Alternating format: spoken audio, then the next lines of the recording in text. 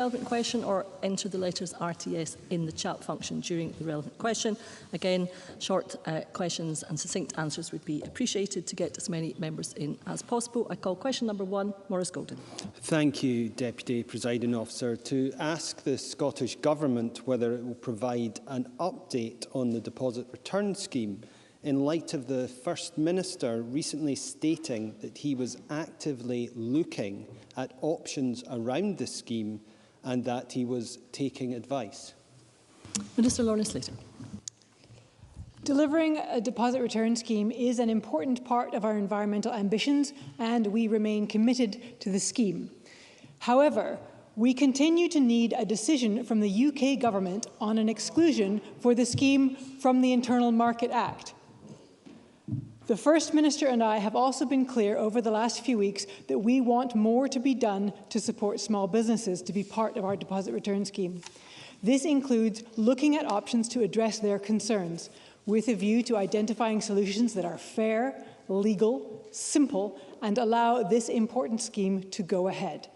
The First Minister will provide an update on the Scottish Government's priorities for Scotland this afternoon, including the deposit return scheme. Maurice Golden.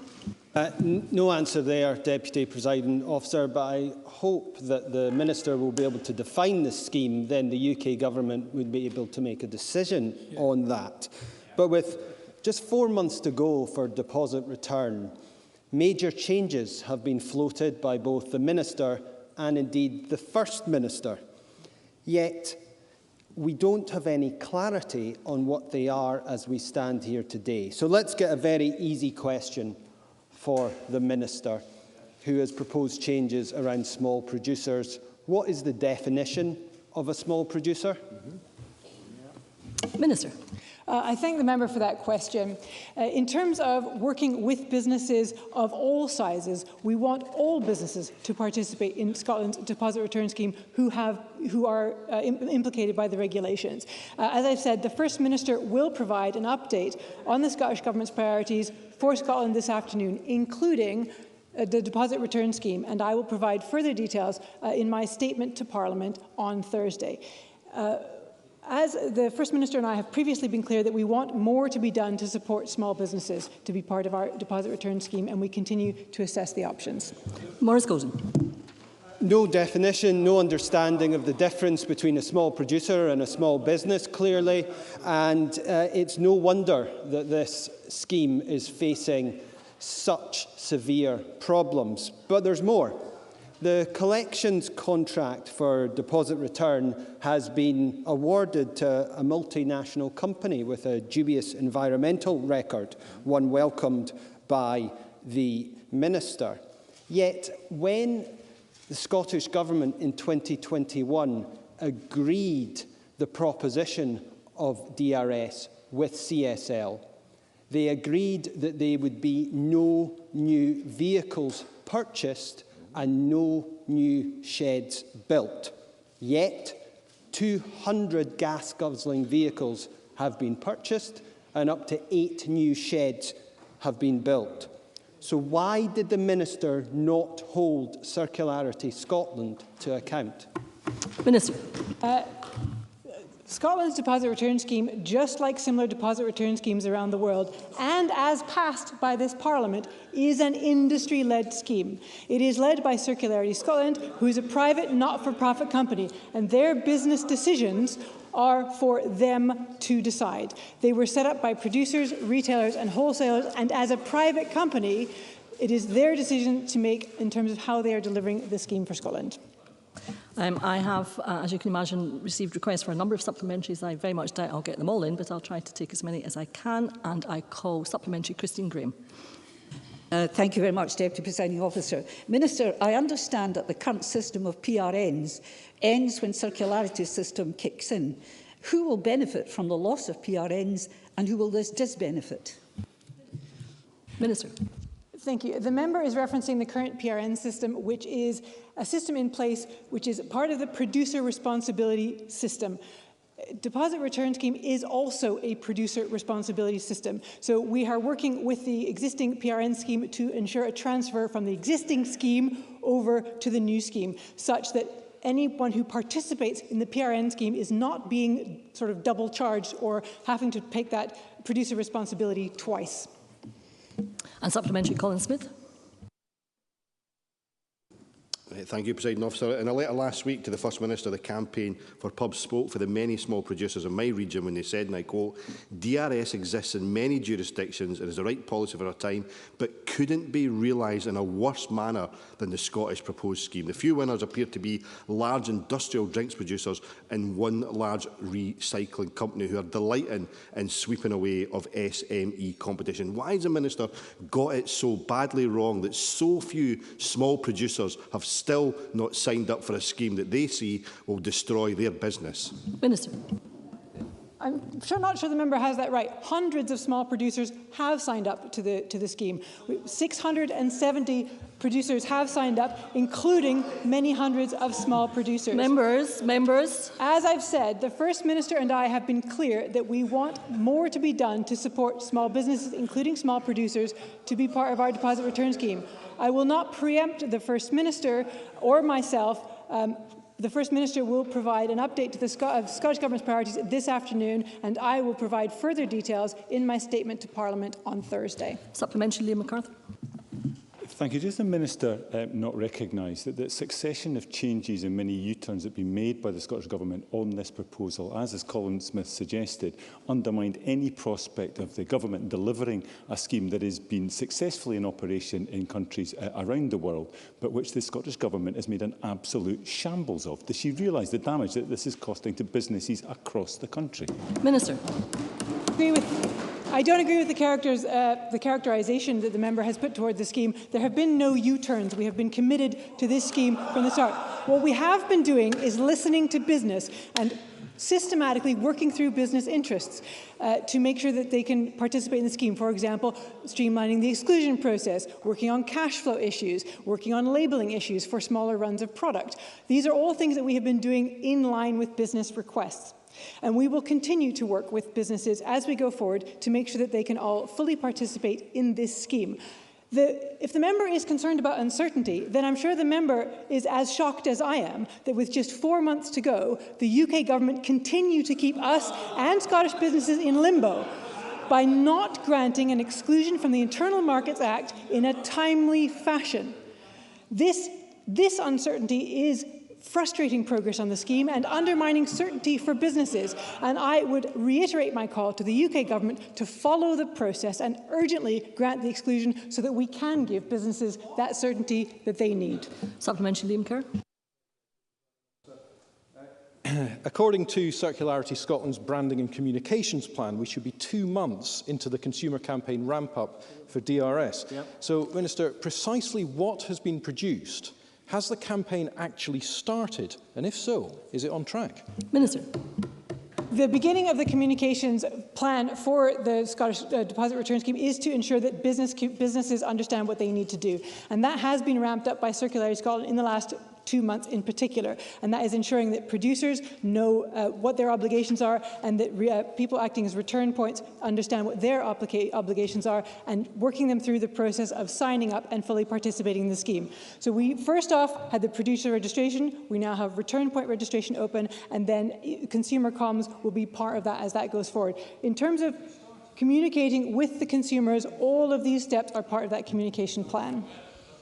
A supplementary, Fergus Ewing. Last week, in a letter to the First Minister, the Chambers, the Federation of Small Business, the Scotch Whisky Association, the CBI and many other business organisations, virtually all of them, argued that the DRS would increase prices, consumer prices, above the 20p, hitting the poorest hardest. Even David Harris, the boss of CSL, paid 300 grand a year, admits that that is the case. Does the Minister agree with the boss of her own agency? And if so, why is she so intent, as a Green Party representative, on imposing, at the height of a cost of living crisis, price hikes to the poorest people in Scotland, a kind of green poll tax? Minister. I will remind the member that Circularity Scotland is a private not-for-profit company, not an agency of the Scottish Government. And I will also remind the member that the regulations for the deposit return scheme were passed by this Parliament, and we are implementing those regulations. I call question number 2, Mark Griffin. Thank you, Presiding Officer. To ask the Scottish Government how much additional revenue it anticipates that local authorities will be able to raise in light of its reported proposals to enable them to double council tax on second homes. Minister Tom Arthur. As set out in the Business Regulatory Impact Assessment published alongside our joint consultation with COSLA, we estimate additional revenues of up to £35 million nationally. Our proposals would give councils discretionary powers to set fairer and more appropriate council tax levels to support thriving communities and to prioritise homes for living. This, in conjunction with other actions such as our investment in building an additional 110,000 affordable homes, will contribute to achieving our aim for everyone in Scotland to live in a safe, warm and secure home in the place that they want to be. Mark Griffin.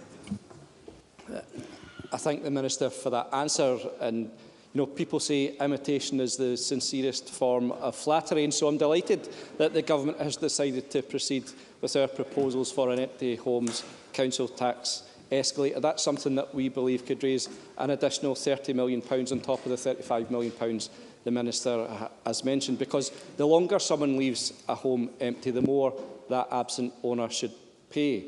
But dragging out the doubling of council tax on second homes with yet more consultation is typical of this Government, wasting time depriving our communities of the cash that councils could be collecting right now. They already have the powers in government. So can the Minister confirm that primary legislation to deliver a council tax escalator, key to its new deal for local government, will be ready for councils to deliver in the next financial year?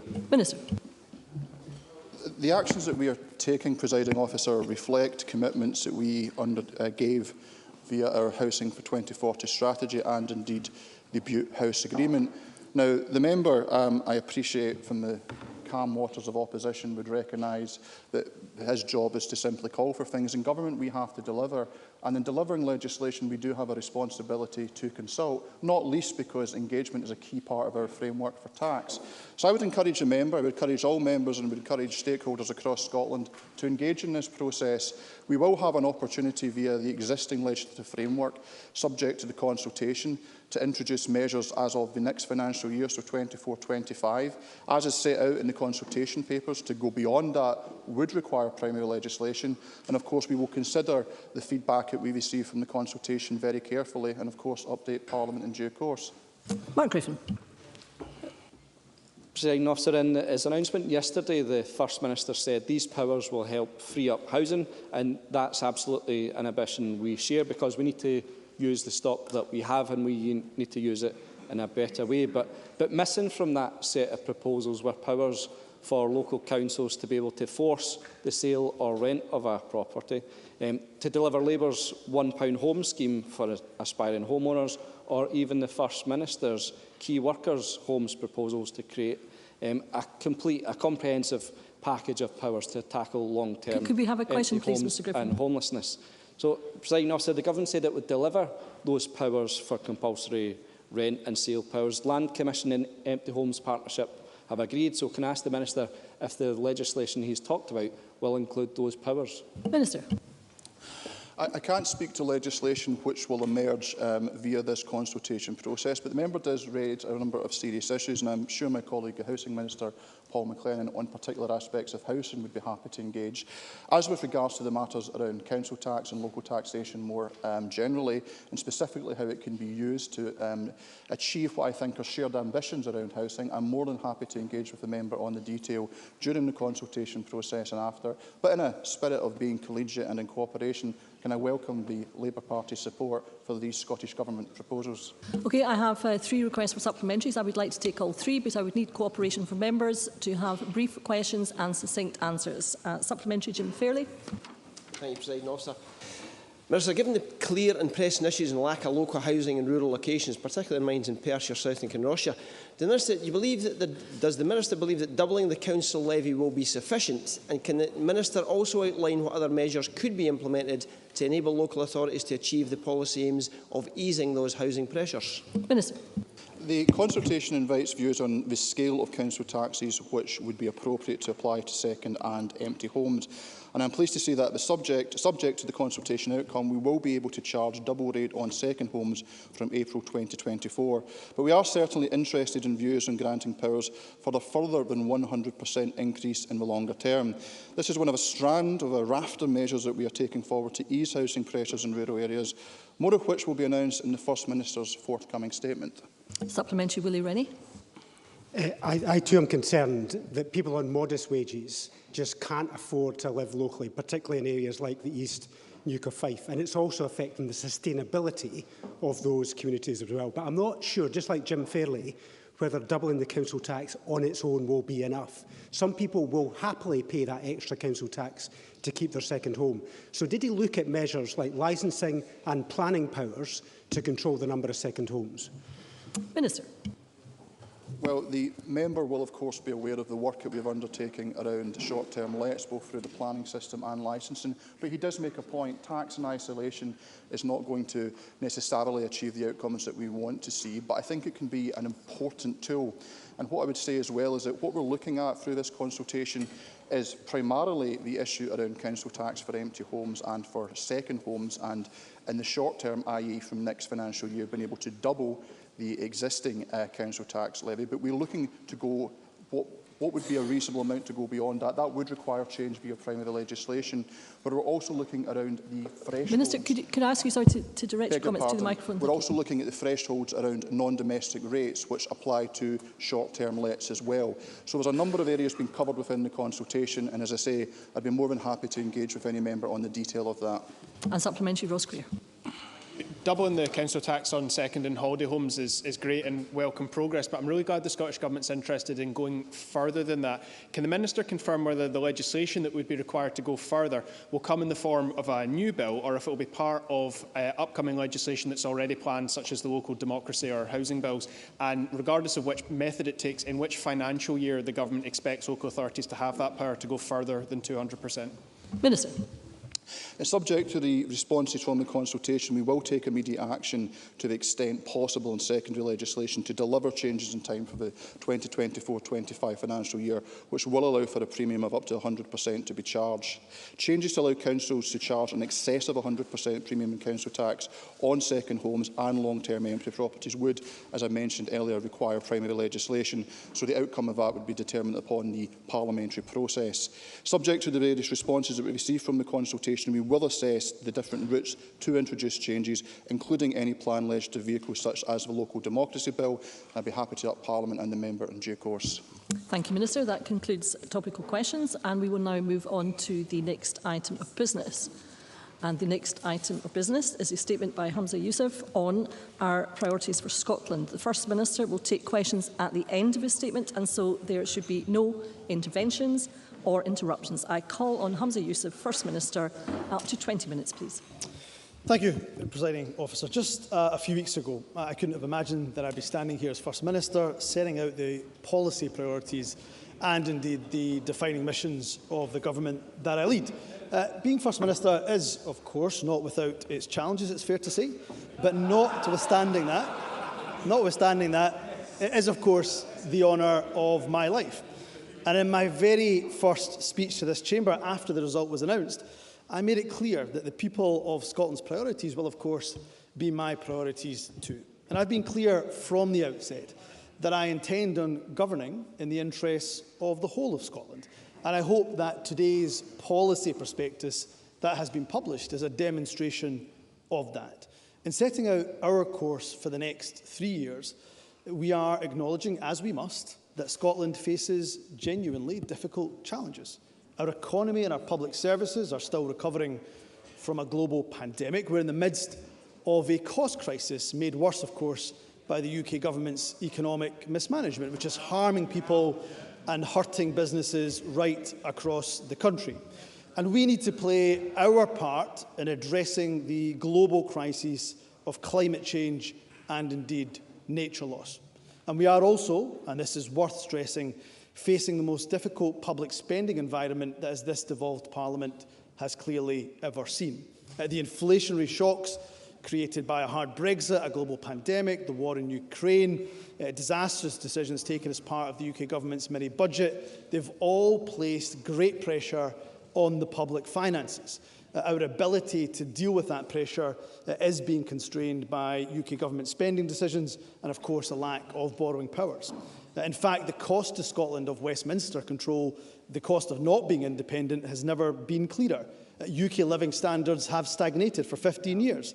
Indeed, the fall in living standards this year and the next is expected to be the largest on record. According to the IMF, the UK is to be amongst the worst performing of any major economy this year. And the disastrous impact of Brexit, supported, of course, by both the Tories and Labour, is biting hard. And as a result, we have to make really tough decisions about our priorities. And I will be unapologetic about making those difficult decisions to ensure we free up money, we free up resource to target it to those who are in the greatest need. And where we can, we'll go even further within the constraints of devolution. And where we can go further, I absolutely will. But for all the significant challenges we face, and they are significant, we also know that we can build on the important successes. Scotland currently outperforms the UK on unemployment rate, with the unemployment rate for men over 16 at the lowest on record. NHS waiting times, our court backlogs improving following the pandemic. And despite the public spending climate, we have expanded free childcare provision and introduced the game-changing Scottish Child Payment. And of course, Scotland continues to have a highly skilled workforce, world-class universities and colleges, and huge potential in some of the key economic sectors of the future.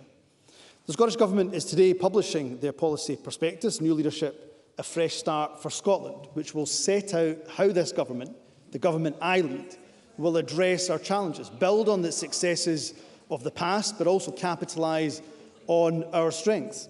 It sets out the key aims, the key deliverables we intend to achieve in each Cabinet Secretary's portfolio, working constructively, of course, with our Green Party colleagues.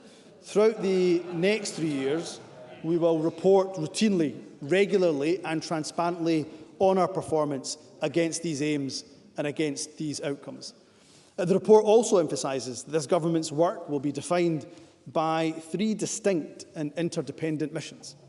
Those missions, centred on the principles of equality, opportunity and community, require us to tackle poverty, to build a fair, green and indeed a growing economy, and to improve our public services. They will be central to our efforts over the next 3 years to improve the lives of the people of Scotland. The first mission, based on equality, is that we will continue to tackle poverty in all of its forms, and that we will substantially reduce child poverty in particular. An immediate focus inevitably will be on protecting people as far as we possibly can from the harm inflicted by the UK government policies and the ongoing cost of living crisis. That means that we will often choose to target spending so that it will benefit those who need it the most. That's one reason why the very first action I undertook as First Minister was to increase the Fuel Insecurity Fund to £30 million.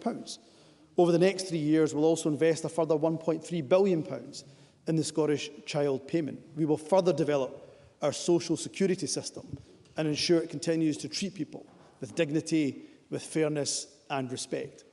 We will expand the provision of free school meals. We'll reduce the number of children who go into care. We'll keep our promise to those who are care experienced. And we'll work to ensure that drug deaths reduce over the next 3 years. And we recognise just how crucial housing is to our aspirations of a fairer country. We'll continue to work with local government to reduce the number of people living in temporary accommodation, and subject, of course, to the will of this Parliament, we will legislate to secure a new deal for tenants and to introduce duties to prevent homelessness. We will invest to make homes and buildings greener, and we will continue to deliver affordable homes, the majority of which will be for social rent in all parts of our country. We'll also publish an action plan for housing in remote, rural and island areas. I can confirm today that this plan will include up to £25 million from our affordable homes budget to allow suitable properties, including empty homes, to be purchased or indeed long leased and turned into affordable homes for key workers and others.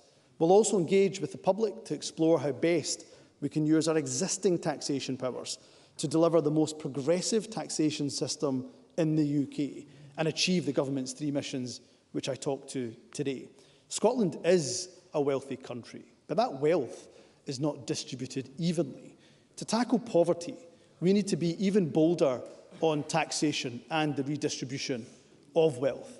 That is why I will convene an anti-poverty summit, inviting experts, academics, anti-poverty campaigners, those with lived experience. I'll also invite, of course, opposition colleagues, as I believe tackling poverty is a shared priority for us all. We'll continue to support equality, inclusion and human rights too. We will implement more of the recommendations of the National Advisory Council on Women and Girls. Presiding Officer, I take great pride in being the First Minister from an ethnic minority background. I know my rights are very much interdependent on the rights of others. The government I lead will not only protect the rights of minorities where possible, we will also advance them, particularly for those that are the most marginalised in our society. During the parliamentary term, we will bring forward a human rights bill to incorporate within the limits, of course, of our devolved competence, international standards on economic, social, cultural and environmental rights. That is, of course, in stark contrast, I should say, to a UK government that pursues divisive immigration policies. It risks denying sanctuary to people during their hour of need. We will continue to support those who come to Scotland fleeing war and indeed fleeing persecution, and will continue to support the many thousands of people who have come from Ukraine during the last year. For as long as Scotland is their home, they will be welcomed here and they will be supported. Presiding Officer, through these actions and many more, we will make significant progress towards making Scotland a fairer country during the next 3 years. However, we know that our ambition to make Scotland fairer must go hand in hand with our work to make Scotland more prosperous. That's why the second national mission is based on the principle of opportunity, using all of the powers we have to their maximum effect to support economic growth for a purpose, to help businesses and trade to thrive and to maximise the opportunity for a fair green economy. A crucial part of this is about making a just transition to net zero. We will never do to oil and gas workers in the north-east of Scotland what Thatcher did to our mining and steel communities. We will take the workers of the north-east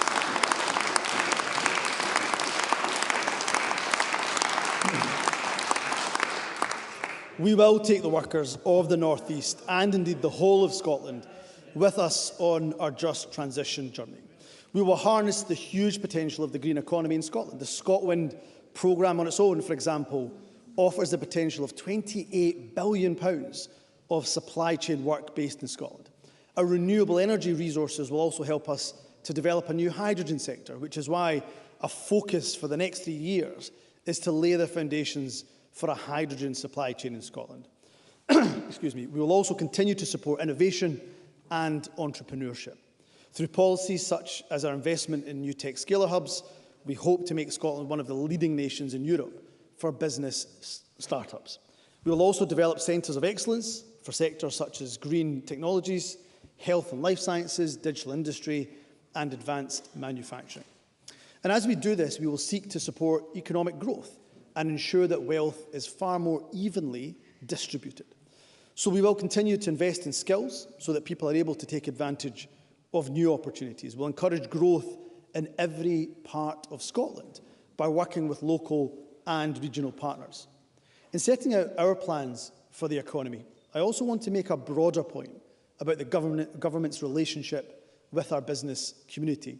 Presiding Officer, I'm the proud son of a business owner. In fact, just this month, my dad's business turned 40 years old, and despite our family efforts to the contrary, Mr. Yousaf Sr. has no plans to retire just yet. But businesses, and small businesses in particular, are the backbone of our economy, and government support for business is essential for the delivery of a well-being economy. We need businesses to grow, to create those good, well-paying jobs that will enable us to reinvest in initiatives to eradicate poverty. We also rely on businesses and, of course, their workers to pay taxes that our public services rely on. That's why there has never been a conflict, to my mind, between supporting our economy to grow in line with our net zero ambitions and introducing policies such as progressive taxation, which enables us to reduce poverty. Both go hand in hand as part of that well-being economy many of us support. We also need some government regulation of business. The business community itself recognises that an unrestricted market is incompatible with the well-being of our people, our communities, and, of course, our environment. But the balance here needs to be right. A number of business organisations have expressed concern in recent months about the balance that the Scottish Government has been striking. In fact, they have called for a reset of the relationship between business and government. And I'm happy to start that reset today. And I want to do so by confirming 3 specific steps. The first relates to the deposit return scheme. I remain committed to this scheme as a way to increase recycling, to reduce litter on our streets and our beaches, and help achieve our net zero ambitions.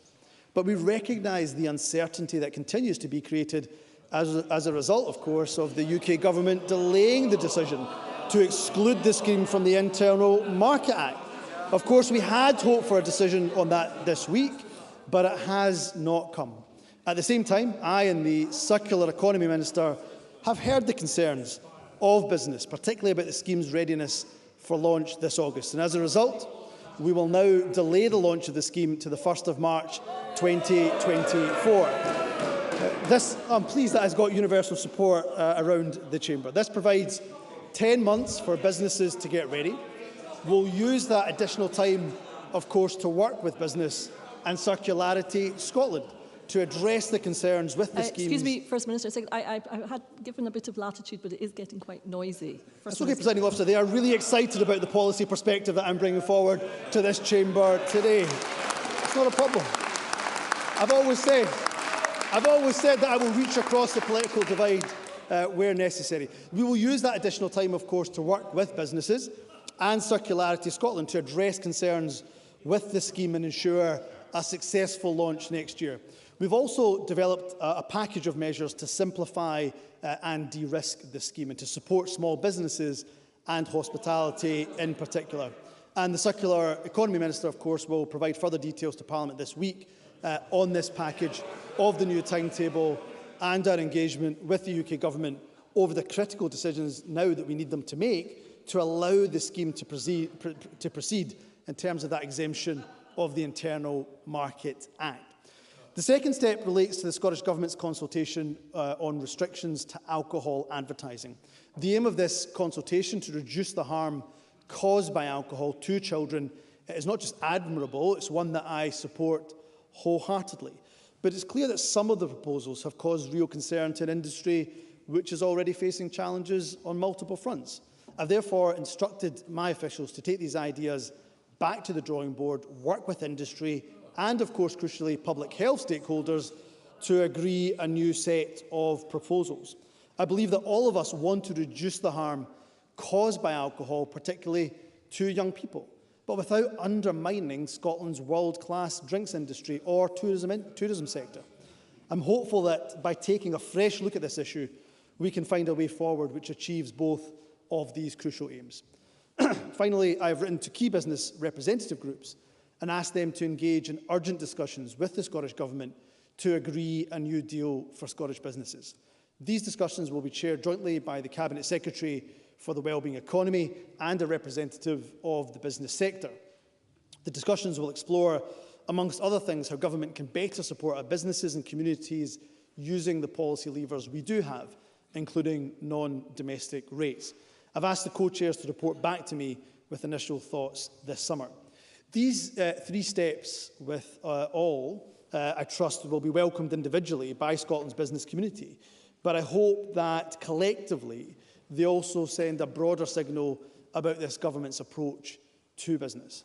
This government knows that Scotland can only be successful if our businesses are successful, and so as First Minister, my door will always be open to you. We might not always agree, but I will always give you a fair hearing, and I will seek to address your concerns wherever possible. All 3 of the missions that I'm setting out today depend on the thriving business sector in Scotland, so the government I lead will do everything we can to help you to prosper. The third and last of our missions, which is based on community, is to focus on the delivery of key public services. For example, the NHS and social care, schools and childcare, the police and justice, and public transport.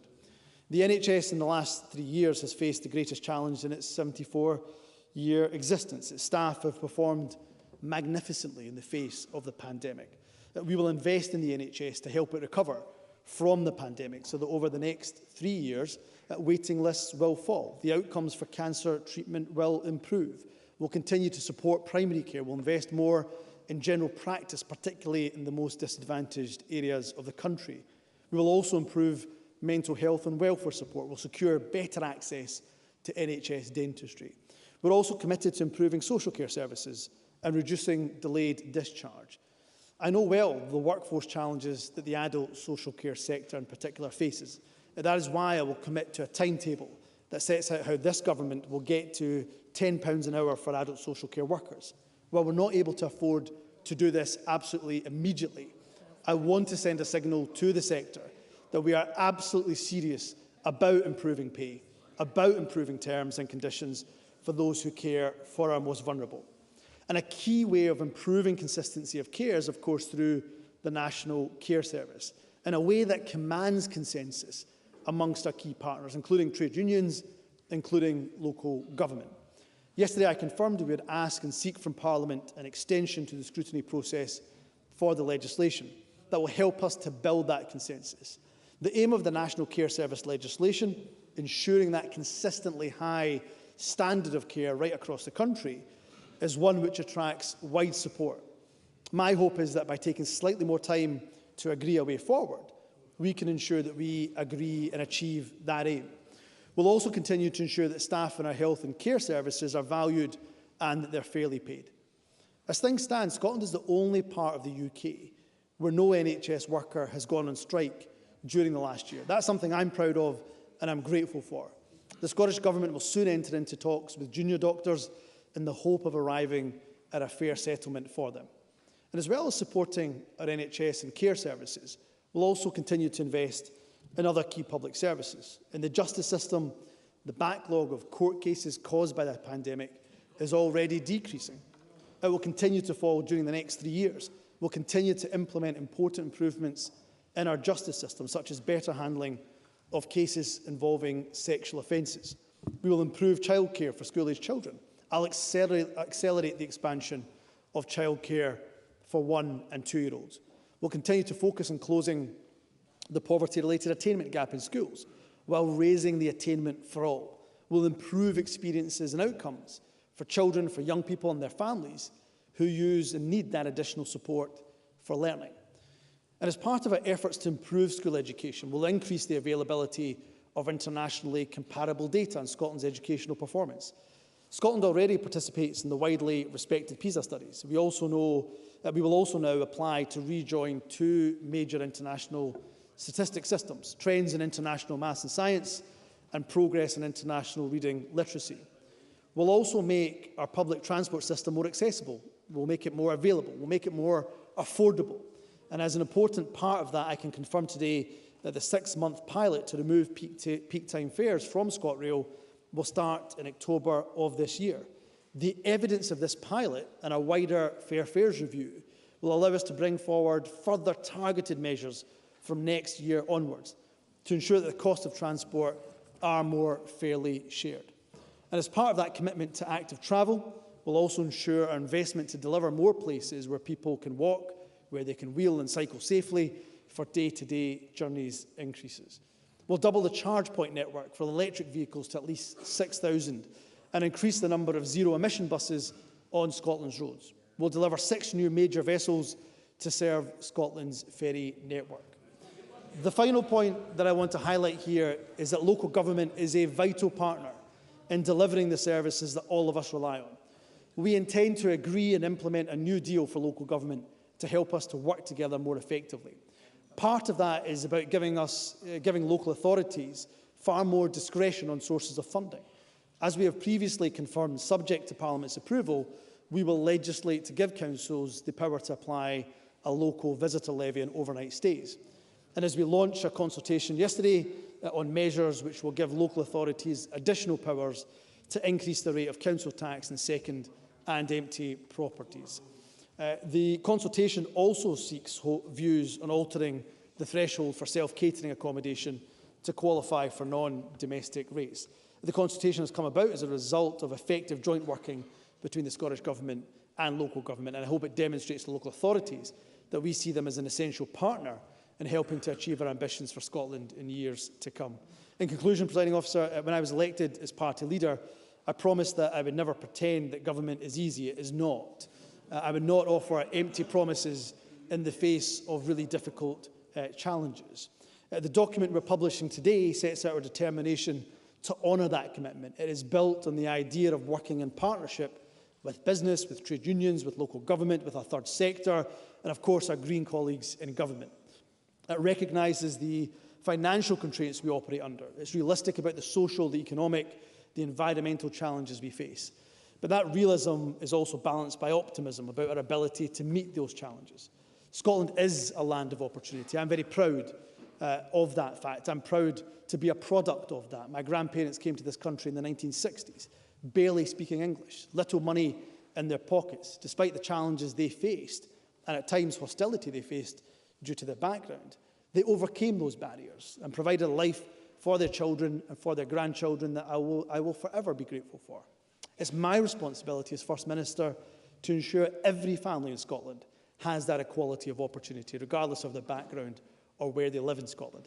I'm optimistic we can achieve that equality of opportunity, and the 3 missions that I have set out today will determine the priorities of the government that I lead for the rest of this parliamentary session and help us to achieve that. Together, we will be focused on the delivery. We will ensure that we have an affordable, ambitious measures in place which protect our environment, which protect business prosperity. They improve people's well-being and they reduce poverty. They will ensure the actions we take over the next 3 years stand Scotland in good stead for the next decade to come, and they will use our present, very significant strengths to deliver a fresh start for Scotland.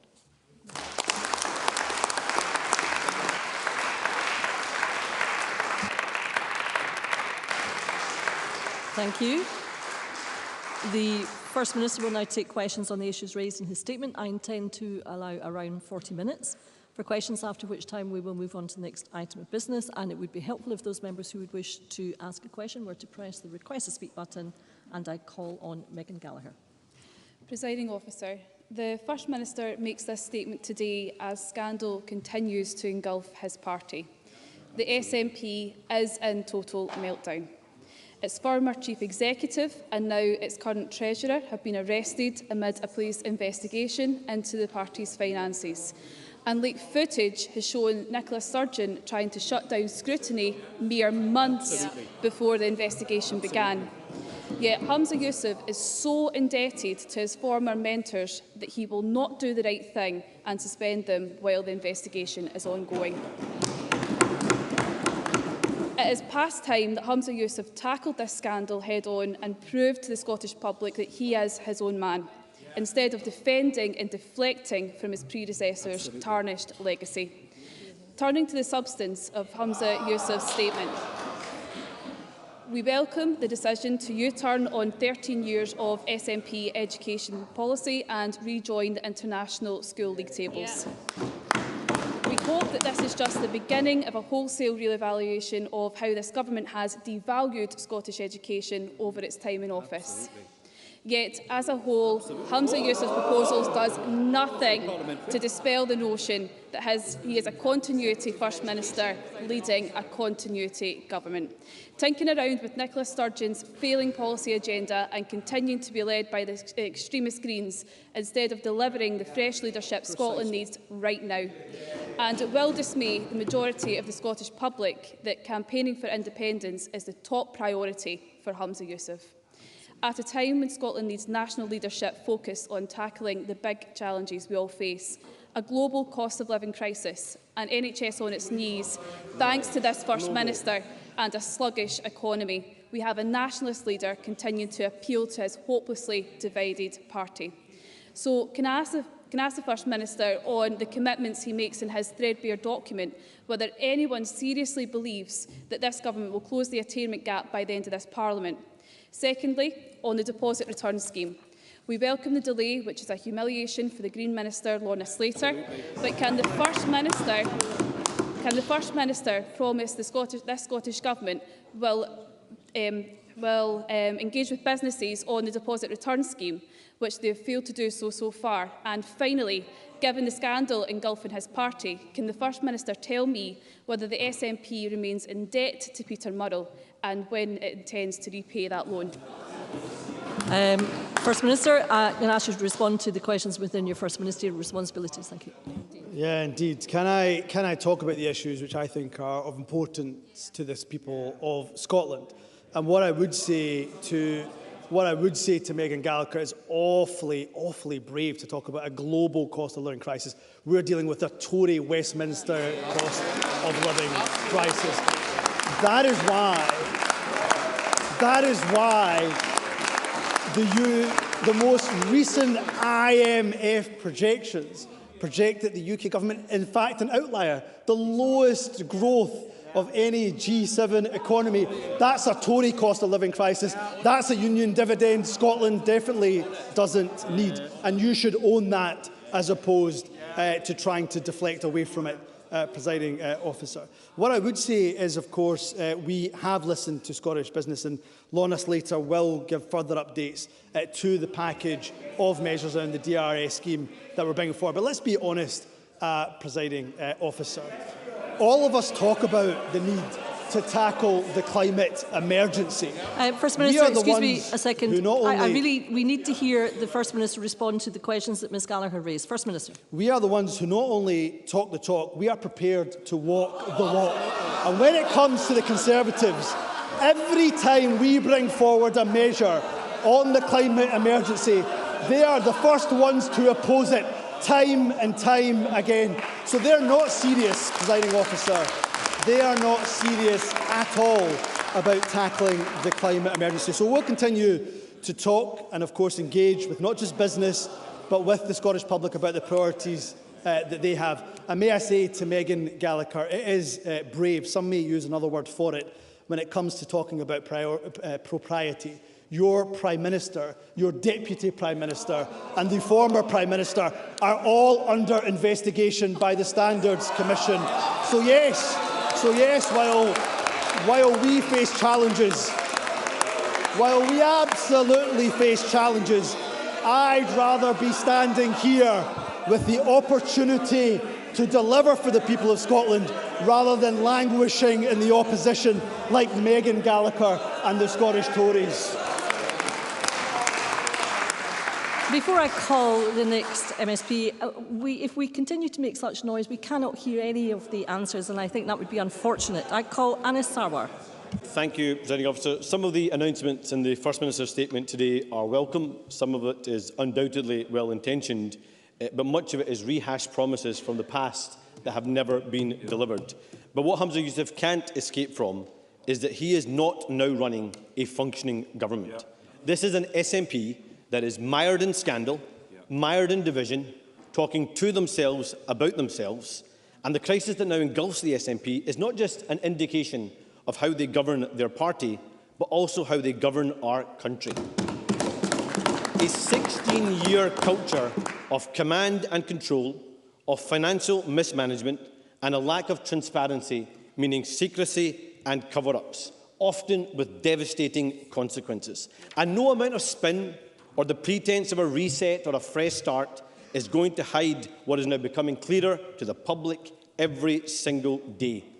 Our country is now crying out for leadership, for hope, for new ideas and a new vision to confront the twin crises our nation faces. A cost of living crisis, with families struggling to pay the bills, and an NHS crisis, with patients struggling to access life-saving treatment. Continuity won't cut it. Incompetence has consequences, and frankly, Scotland deserves better. But it doesn't need to be like this. This isn't as good as it gets. Change is possible. We can have a government that tackles the cost of living crisis and brings down bills. We can have a government that grows the economy and invests in the opportunities of the future. We can have a government that can restore and renew our NHS, and we can have a government that puts the people's priorities first. But after just 3 weeks in office, isn't it already clear that it can't be this First Minister or this SNP government? First Minister. Goodness, not a single idea, not a single proposal, not a single bit of understanding of the policy prospectus, completely vacuous from the master of the soundbite.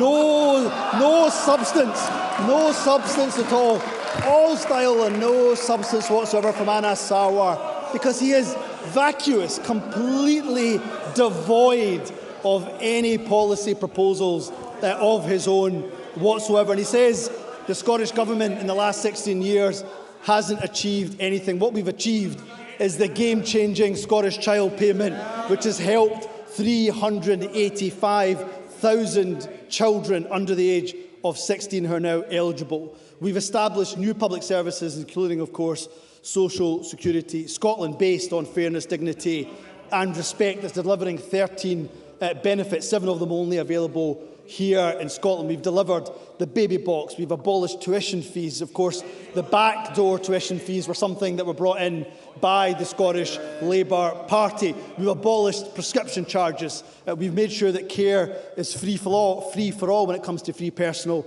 and nursing care. We have now free bus travel for over 2 million people, for those who are under 22, for people with disabilities, with those over the age of 60. We've built 118,000 affordable homes. We've funded childcare. We have the most generous offer of childcare here in Scotland compared to anywhere else in the UK.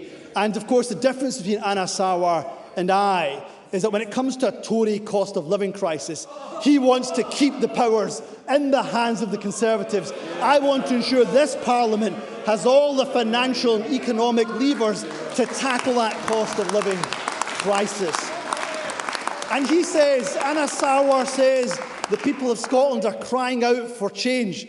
What we don't need is a replacement of one Tory government with a pale imitation of a Tory government with Keir Starmer. Even Anas Sarwar must be embarrassed. I know certainly Richard Leonard will be. I know Anas Sarwar must be embarrassed by Keir Starmer appealing to the right with his anti-refugee, anti-immigration rhetoric, his inability to stand up for the most marginalised. And we know that it's only with the powers of independence will we get rid of Tory governments in Scotland for good. I call Ruth Maguire to be followed by Liz Smith. Ms Maguire. Thank you, Presiding Officer. During Modern Apprenticeship Week, colleagues from across the Chamber will have heard directly from apprentices about the high-quality learning and work experience they receive. I know the First Minister will appreciate that apprenticeships also support economic renewal locally and nationally. Can I ask when Skills Development Scotland will issue contracts for 2023-2024 new starts and enable local training providers to clear the backlog of folk waiting and new start learners to begin their journeys to quality jobs on these excellent workplace learning programmes? First Minister. Can I thank Ruth Maguire for this question? Can I also pay credit to her? She has raised this issue, I know, on a number of occasions. Modern apprentices are, of course, a vital resource for employers to invest in their workforce. And I think all of us have seen that in our own home constituencies. Investing in skills across people's lifetimes is critical to our future productivity and delivering a fair, green and growing economy. My priority is for high-quality apprenticeships that provide sustainable jobs and careers, supporting our transition to net zero. I can say that SDS have already issued contracts for the 39,000 modern apprentices currently in training, and expect SDS to finalise contracts for new modern apprentices starts in the next few days. I call Liz Smith to be followed by Claire Adamson. Ms Smith. Can I ask the First Minister what detailed analysis has been undertaken by this new government when it comes to looking at the question of progressively increasing tax rates on middle and higher earners, a policy that's been proven in the past to actually reduce economic activity and weaken the tax take? What analysis has he undertaken to ensure that that is not going to happen in his Scottish Government, and that will have very important implications for how we address the deficit that is being projected by the Scottish Fiscal Commission? First Minister. Can I say, of course, that detailed analysis is undertaken whenever we make tax changes. And I completely understand the point that Liz Smith is raising around, for example, tax divergence. That is an important factor in that analysis. But I am unapologetic in saying that I believe that those who earn the most, like Liz Smith and I and members of this Parliament, we should pay more. We earn more, and therefore we should pay more. I can hear Sue Webber disagreeing with that, but I think, of course, Sue Webber was the MSP that privately said that NHS workers should take a 20% pay cut, of course, in a scheme that she described as salary sacrifice. So I'm not sure I'm going to take financial advice from Sue Webber. What I would say is that our progressive taxation, our policy of progressive taxation that was announced in the budget by the former Deputy First Minister, that's allowed us to pay or to invest £1 billion extra in our NHS. So detailed analysis is undertaken. Of course, if I did listen to Liz Smith, indeed, if I listened to Douglas Ross, what we would have done, what she asked us to do, was replicate those disastrous tax cuts to the wealthy that Liz Truss and Kwasi Kwarteng brought forward. That would have meant, instead of having £1 billion extra to spend, our budget would have been cut by £500 million. That's why I'm not sure I'll take economic literacy advice from the Conservatives. I call Claire Adamson to be followed by Apollo Kane. Ms Adamson. Thank you, Presiding Officer. First Minister, Scotland can be proud of its global reputation as an open and outward-looking country. The recent Tartan Week in New York is an incredible celebration of our nation on the world stage, which makes James Cleverly's latest intervention on overseas meetings seem all the more insecure and desperate. Scottish ministers have a clear responsibility to promote Scotland internationally.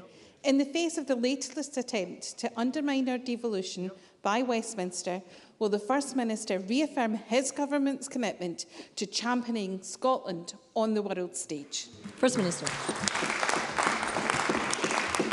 Absolutely. And of course, the Scottish Conservatives never even wanted the creation of this Scottish Parliament. So it's hardly a surprise that they are chipping away to try to undermine devolution every chance that they get. And I can absolutely reaffirm my intention and the government that I lead, our intention, to promote Scotland on the world stage. The UK government continues to deny the mandate from the people for a referendum on independence and encroach on devolution. And since Brexit, we've seen 9 breaches of the Sewell Convention, the imposition of the Internal Market Act, the veto of this Parliament's legislation passed by a majority on gender recognition, and the threat to give UK ministers powers to amend or scrap vital EU law in devolved areas. Our international and external engagement, often done in very good collaboration with UK embassies right across the world, is to the benefit of our Scottish food and drink industry, to our tourism sector, to our excellent higher education and further education sectors. It's often to the benefit of life science and technology sectors, to a renewable sector. And when I think of that excellent, transformative, life-saving work done by our international development teams and our people-to-people relationship with Malawi, why on earth would the UK government want to try to put a stop to that? Well, we know why, because they are hell-bent on undermining devolution. While I'm First Minister, I'll do everything I possibly can to stop them from doing that. I call Paul O'Kane to be followed by Evelyn Tweed. Mr O'Kane. Thank you, Presiding Officer. Hundreds of Scots are struggling more than ever, and they need this government focused on their priorities. Child poverty has remained at 24% for the entire time the SNP has been in government, and severe child poverty has been rising. The First Minister has been a member of the Scottish Government for over a decade, and in various guises, he has failed to use the powers of this Parliament effectively to address the rising levels of very deep poverty. Presiding Officer, the First Minister has defined himself as a continuity candidate. Ain't that the truth? Isn't this prospectus just more of the same? Where are the new financial measures? How much of this is new money? How much of his £1.3 billion for the child payment is new money? Isn't it clear that Scotland needs more than just a summit on poverty? It needs action. Doesn't he realise that continuity won't cut it? First Minister. can see that I got a rapturous response from his own backbenchers, presiding officer, and quite rightly so, because what was the first action I took when I was First Minister? I didn't just make sure we doubled the Fuel Insecurity Fund, I made sure we tripled it.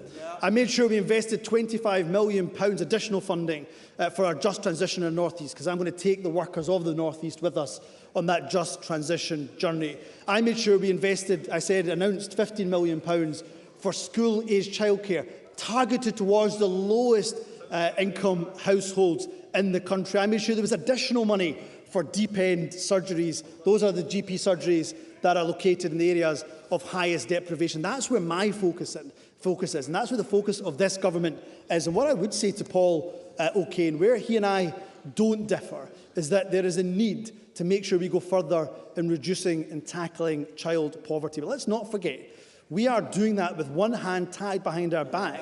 And unfortunately, he wants to keep that hand tied behind our back because the financial levers, the levers over employment, the levers over the economy, the substantial levers are still held by a Conservative government. But where we do have powers, we must go further. I'm absolutely happy to commit that when it comes to taxation, when it comes to, for example, how we redistribute wealth more evenly, then I'm committed to doing that. And that's why in that anti-poverty summit that he dismisses, I've made sure that we invite the opposition, parties from the opposition. I hope he won't dismiss that invitation.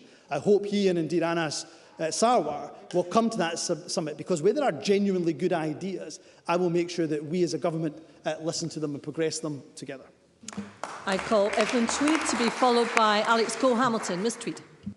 Thank you, Presiding Officer. To ask the First Minister how Scottish Government policies will account for the needs of and challenges faced by rural and island communities. First Minister. Well, there's no doubt that opportunity, equality, community, those three driving missions, they're vital to everyone, no matter where you live, whether that's in rural, island or indeed urban Scotland. Everybody will benefit from the actions that are taken to tackle poverty and cope with the cost of living crisis and support and strengthen our vital public services. We will ensure we take a tailored approach, taking full account of regional circumstances, working closely with our partners in rural and island areas. For example, I'm focused on housing in rural areas through that announcement I've already made, the £25 million fund for affordable homes for those who need it, including key workers. We're consulting on giving councils powers on council tax, to raise council tax on second and long-term empty properties. That will help many parts of Scotland, but we know particularly our rural and island communities. And we'll also publish a rural delivery plan, setting out actions that this government is taking to support our rural and island communities. I call Alex Cole-Hamilton to be followed by Fergus Ewing. Mr Cole-Hamilton. Thank you very much, Presiding Officer. Presiding Officer, everyone, including those SNP backbenchers otherwise engaged today, knows that this First Minister's relaunch has been utterly torpedoed. And while he is focused on the turmoil within his own party, NHS waiting times are still being missed, more ferries are breaking down, and record amounts of sewage are being dumped into Scotland's rivers. This is a government in total paralysis. And for those reasonable-minded people finally rethinking their support for the SNP, there is an alternative, because Scottish Liberal Democrats will be part of the change that is coming. There is a nervous laughter, Presiding Officer, coming from these benches, but they know it's true. They know their vote is slipping away from them. Mr Cole-Hamilton, I can't actually hear Mr Cole-Hamilton's question. Can we have Mr Cole-Hamilton, please? I'm surprised you can hear me over the sound of CVs being frantically updated from the government benches. So I'd like to ask the First Minister, if I may, Presiding Officer, when he was Health Secretary, Humza Yousaf personally promised to clear down the atrocious mental health waiting list by this March 2023. That came and went. It was an utter failure. So can I ask, how many more years will it be before people are treated on time? First Minister. Can I say that yesterday I had the great pleasure of visiting street soccer, the Change Centre in Dundee, and they managed to rope me into a game of six-a-sides with the excellent folk that are involved in engaging with street soccer. It made me think in that game of six-a-sides, Alex Cole-Hamilton as Liberal Democrats couldn't even field a team with the four Liberal Democrat MSPs that they have. So when he talks about was getting defence from his Conservative colleagues. There's a surprise. They're former coalition partners. So I'd be careful of boasting with too much confidence about the support that Alex Cole-Hamilton and the Liberal Democrats have here in Scotland. What I would say to Alex Cole-Hamilton is that the government is absolutely focused. It is one of our significant priorities, of course, to tackle those long waits, and far too long waits, in regards to mental health, and CAMHS in particular. And we are making progress. Overall, CAMHS waiting lists have decreased by over 9% since the last quarter. That's a reduction of 777. In terms of children waiting over 18 weeks, that has decreased by over 30% since the last quarter. Children waiting over 52 weeks decreased by over 40% since the last quarter. And importantly and crucially, the number of children that are starting treatment from CAMHS in this quarter is the highest on record. So we're seeing more and more young people. But that's not to take away from the very important points that Alex Cole-Hamilton does raise. And we're committed to increasing the workforce within CAMHS, and we've seen that workforce continue to increase. But I take his points about mental health very seriously, and this government will be focused on that challenge. I call Fergus Ewing to be followed by Rachel Hamilton. Mr Ewing. Thank you, Presiding Officer. At the SNP leadership hustings hosted by the excellent Inverness Courier and Highland News Media Group, the First Minister was asked whether he supported the dualling of the A9 from Perth to Inverness in toto and the dualling of the A96 from Inverness to Aldern, including the Nairn bypass. The First Minister gave very welcome commitments, welcome because they were entirely unequivocal. This will happen, and First Minister, you said, and I very much welcome it, the capital will be found. Therefore, can I ask when this excellent news will be the subject of a detailed ministerial statement, and given we've been treading water for 2 years, will this be before the summer recess? First Minister. Can I thank Fergus Ewing, and I spotted him, of course, during that leadership hustings by the excellent Inverness Courier. And just to give him an absolute assurance, we remain, of course, committed to the dualling of the A9. That commitment remains absolute. We've invested over 430 million. It's been spent to date. And, of course, I can understand completely the disappointment around the Tomatin to Moy section, and we're targeting a contract award before the end of 2023. If that can be brought forward, I'm engaged already with Transport Scotland to see if that can be brought forward in any way, shape or form. But I know Fergus Ewing understands our obligations to public finance and public spending. And we will provide, in terms of the remaining sections, an updated timescale will be provided in autumn this year. But I've heard Fergus Ewing say, can we bring that timetable to before the summer recess? So I'll take that away for consideration. And we do remain committed to not just improving the A96, but importantly, of course, dualling that Inverness to Nairn, including the Nairn bypass, with a view of completing the statutory process as soon as we possibly can. I call Rachel Hamilton to be followed by Kenneth Gibson. Ms Hamilton. Presiding Officer, this government's reckless plan to ban fishing in large parts of Scotland's seas have been conveniently omitted from today's statement. Plans drawn up and implicitly listed in the SNP's deal with the Greens have provoked an outcry from coastal communities, the fishing industry, islanders and anyone who cares about Scotland's economy. Meanwhile, Scotland's farmers remain in the dark over SNP plans for future funding, despite rolling tractors on the Parliament's lawn just a few months ago. Details thin as gruel, this latest policy prospectus is more of the same from a government who remains out of touch with the priorities of rural Scotland. No mention of farming, no mention of fishing, no mention of agriculture, and one mention of rural, Presiding Officer. Will the First Minister listen to rural and coastal communities and drop the reckless HMPA proposals, and will he urgently deliver a new agricultural bill that supports rural Scotland? First Minister.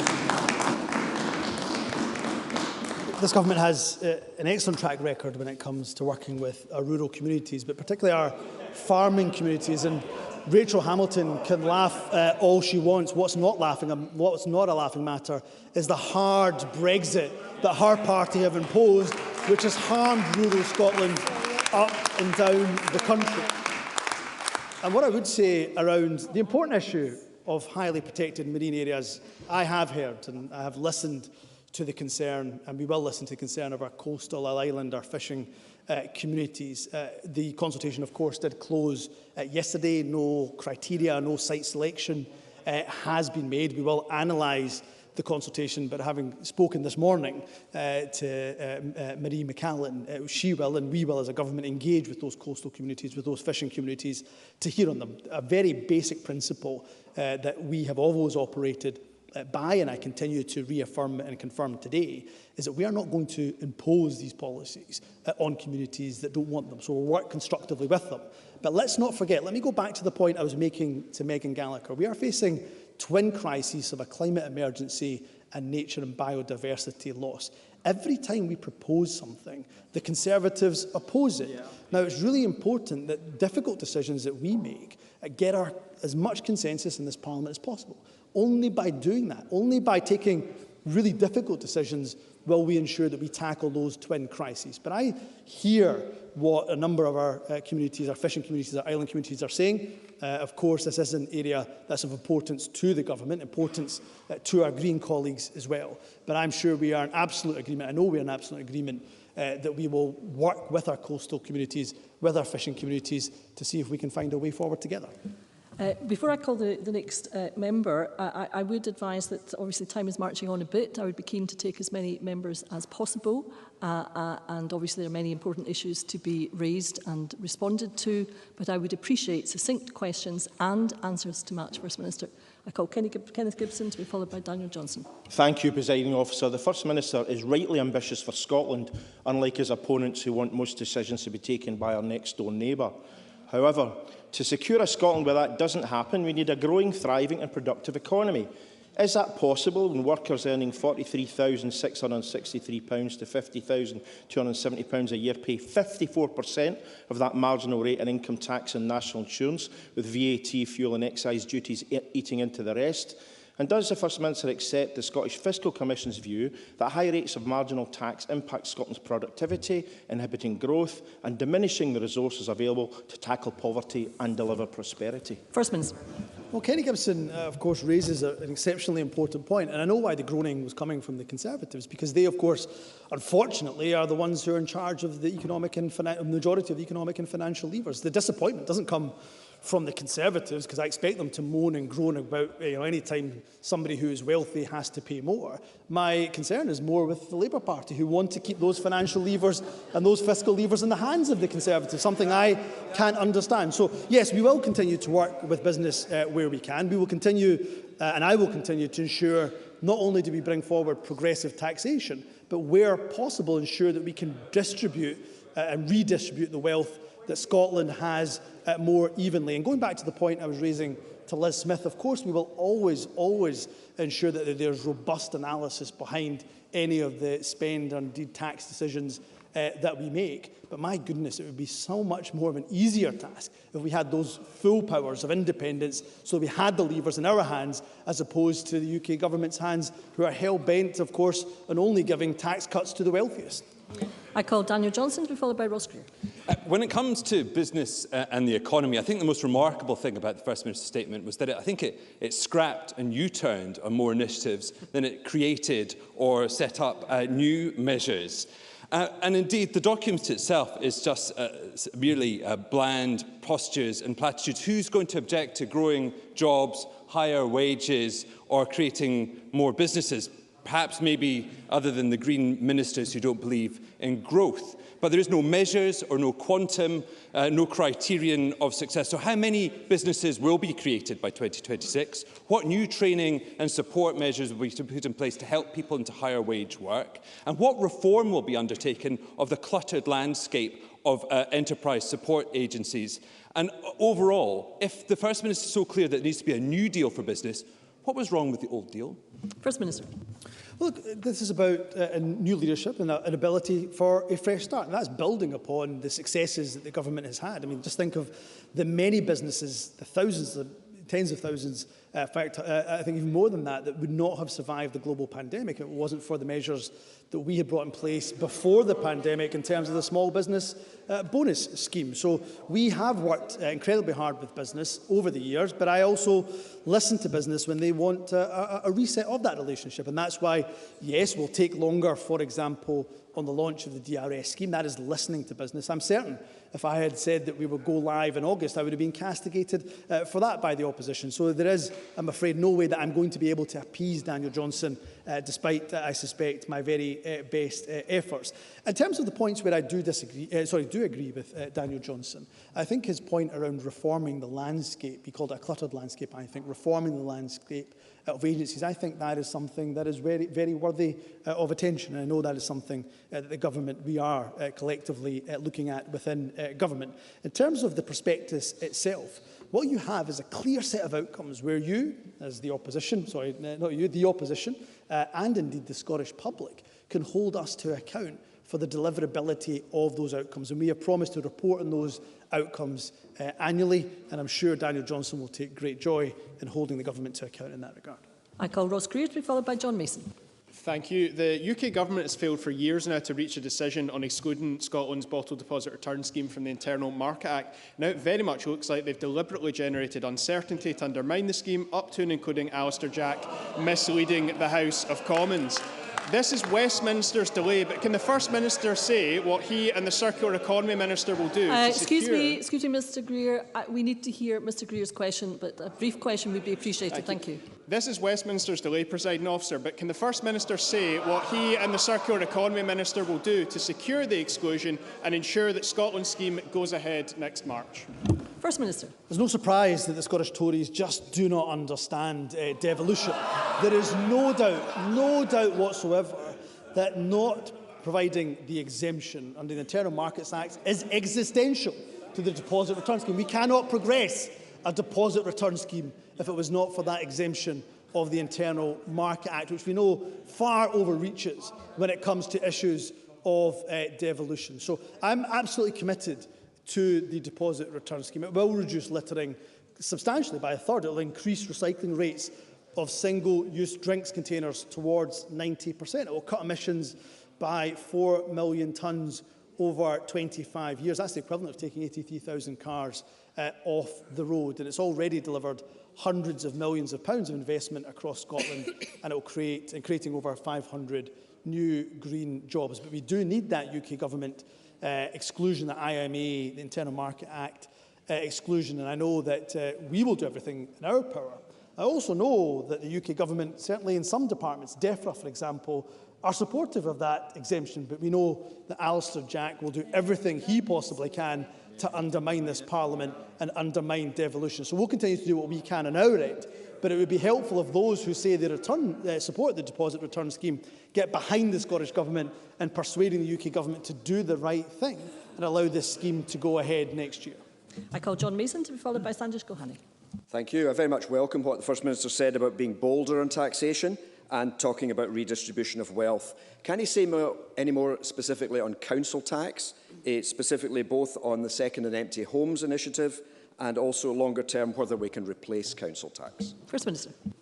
Well, I have, of course, announced some changes, or the consultation to announce some possible changes jointly with COSLA in relation to council tax, because I do think we can possibly go further on council tax. So I'm really up for that discussion. There was an excellent STUC report published, I think, December last year, certainly towards the tail end of last year, which gave a number of policy suggestions that I think are very worthy of consideration from this government, many of them involving the reform to council tax, but also alternatives to council tax as well. So Scotland has led the way in delivering affordable housing right across the country. Between 2018 and 2022, we know that we've seen 59% more affordable homes delivered per head in the population than in comparison to England, for example. But I am keen to look at what we can do within the current council tax structures, but I certainly wouldn't rule out further reform of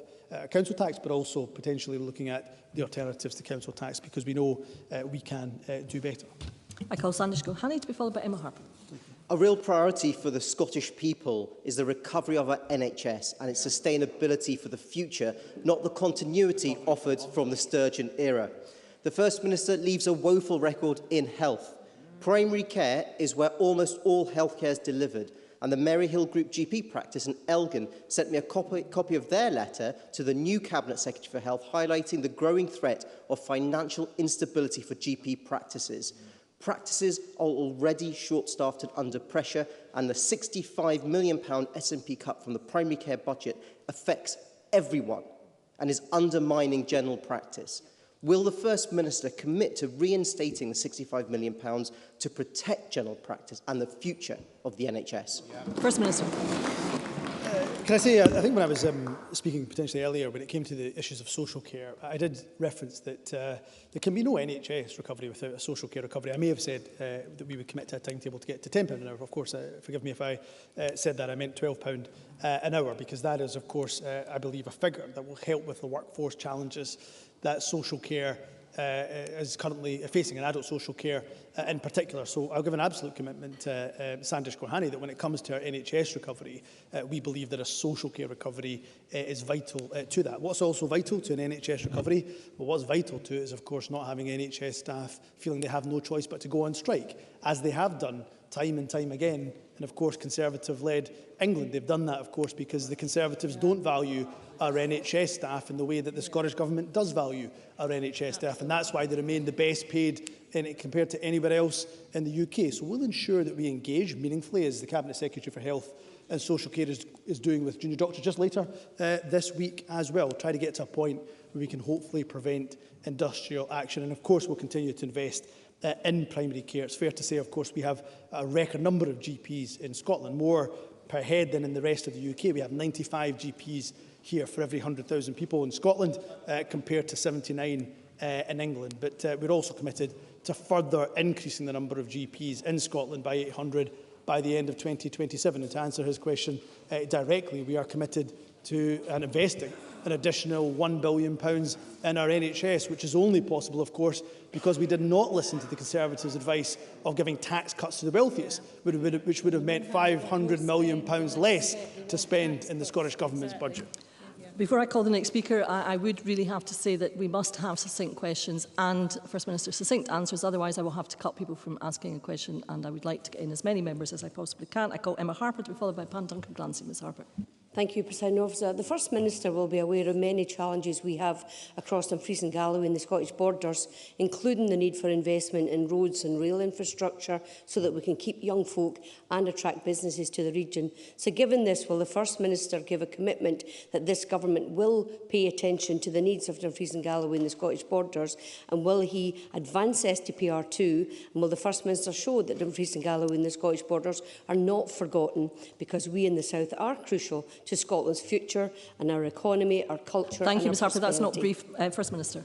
Thank you. In the interest of brevity, yes, I will commit to that. Of course, there are important improvements in the A77 and A75 that are part of STPR2. We will, of course, make sure that we make progress with them. The South of Scotland Enterprise £34.5 million budget will also improve business and community resilience. It will help to protect, but also crucially to create jobs as well. And this sits alongside the £85 million that we're investing to the Borderlands growth deal as well. So I'll do everything I can to ensure that this government meets the needs of the people of the South of Scotland. Pam Duncan Glancy to be followed by Claire Hockey. Thank you, President Officer. This government has had 16 years to get childcare right, but still parents struggle. They find childcare is inflexible, doesn't wrap around their life, and what is available is only there for some kids of certain ages. It drives inequality, holds back opportunity, and fails community. That's why I welcomed the commitment the Now FM made during his leadership campaign to deliver free childcare for 1- and 2-year-olds. Today's plan talks only of developing that childcare, not delivering it. This new government promised ambition, but we're yet to see it. Presiding Officer, there's a difference between being I do need a question, please, and being delivered. So can I ask the First Minister today, can you promise people who become parents over the next year that their child will have access to free childcare by the time they turn 1? First Minister. I made it very clear during the election contest that Pam Duncan Clancy refers to, that of course we would accelerate the expansion of childcare to 1 and 2 year olds. That continues to be this government's priority, and just as a demonstration of how important childcare is as a priority to me and the government that I lead, one of the first announcements I made, of course, was of that £15 million for school-age childcare for those in the lowest income households. So absolutely committed to that. The point I take in relation to Pam Duncan-Glancy's question is we must work with the sector, because we know there are challenges around what they perceive to be equitable funding or the need for more equitable funding in relation to childcare costs. So I'm happy to engage, and I will be engaging with the sector directly, but I remain committed to the promises that I made during that election contest, which is that we will accelerate the expansion of childcare for 1 and 2 year olds. Call Claire Hockey to be followed by Craig Hoy. Thank you, Presiding Officer, and I refer members to my register of interests. The mental health and well-being of children and young people is crucial in achieving the government's ambition to make Scotland the best place in the world to grow up. So can I ask the First Minister what the Scottish Government will do to ensure that children and young people's mental health and well-being is supported? First Minister. Can I thank Claire Hockey for her question. What we will do is focus on ensuring that young people in particular get that timely access to mental health treatment they most definitely need. And I gave some examples of where we're making progress in my response. I think it was to Alex Cole-Hamilton's question. What we'll also continue to do is invest in CAMHS support staff. But what I'm also committed to doing, and this government will be committed to doing, is investing in those pre-crisis interventions as well. We know, of course, CAMHS and those who work in CAMHS do an excellent job, but we also know that if we can invest in earlier intervention, and that pre-crisis intervention, we know how useful, helpful and beneficial that can be to young people in Scotland. So Claire Hockey should be in no doubt, she knows of course this area very, very well, she should be in no doubt whatsoever of this government's firm commitment to mental health, to bringing down waiting lists and backlogs, particularly for our young people. I call Craig Hoy to be followed by Jim Fairley. Thank you, Deputy Presiding Officer. On the 28th of February, Lorna Slater said, and I quote, that no one with any credibility would delay the deposit return scheme. Given that he's just done that, was she right? First Minister. Of course, we know that the UK government's not granting the exemption of the Internal Markets Act is existential to the deposit return scheme. So to answer this question, no, the UK government are not credible, never will be credible, and that's why the Conservatives have been thrashed in every single election here in Scotland for over half a century. And I can squeeze in Mr Fairley if I have a brief question for Mr Fairley and a succinct answer, First Minister. Mr Fairley. Thank you, Presiding Officer. First Minister, yesterday I was at the Climate Change Swap Shop in my constituency in Letham, where I was born. It's a place that helps people in desperate need of the most basic things, like furniture, bed linen, clothes, crockery, cups and cutlery. The demand for their service is now so great that the manager's asked me to help her find more volunteers. And that's a direct result of the policies of that party there, now being able to be helped by that party over there. So rather than independence being a distraction, as claimed by those unionist parties, does the First Minister agree with me that now more than ever it's an absolute imperative to make sure that we can govern in this country in a way that makes Tory food banks and climate change swap shops a thing of the past? First Minister. Absolutely agree with what my colleague Jim Fairley has said. As I've said out today, independence is essential. We can't afford to be in this unequal union a day longer, because what has it resulted in? It's resulted in a cost crisis. It's resulted in a hard Brexit, now supported by, of course, the Labour Party too. It's resulted in a policy where we turn back refugees that are in need. It's resulted, of course, in a policy where the UK's economic growth lags behind every other major economy in the world in the terms of the G7. So I absolutely agree with Jim Fairley that it's with the powers of independence we build a wealthier, a fairer, greener and more equal country, and I'll be doing everything I can to make sure independence is achieved in this country sooner rather than later. Thank you, First Minister. That concludes the First Minister's statement. Point of order, Dr Gohani. Of course, following my questions, I declare an interest as a working GP in the NHS. Thank you, Dr Gohani. That will be noted on the record. There will be a short pause before we move on to the next item of business. Thank you.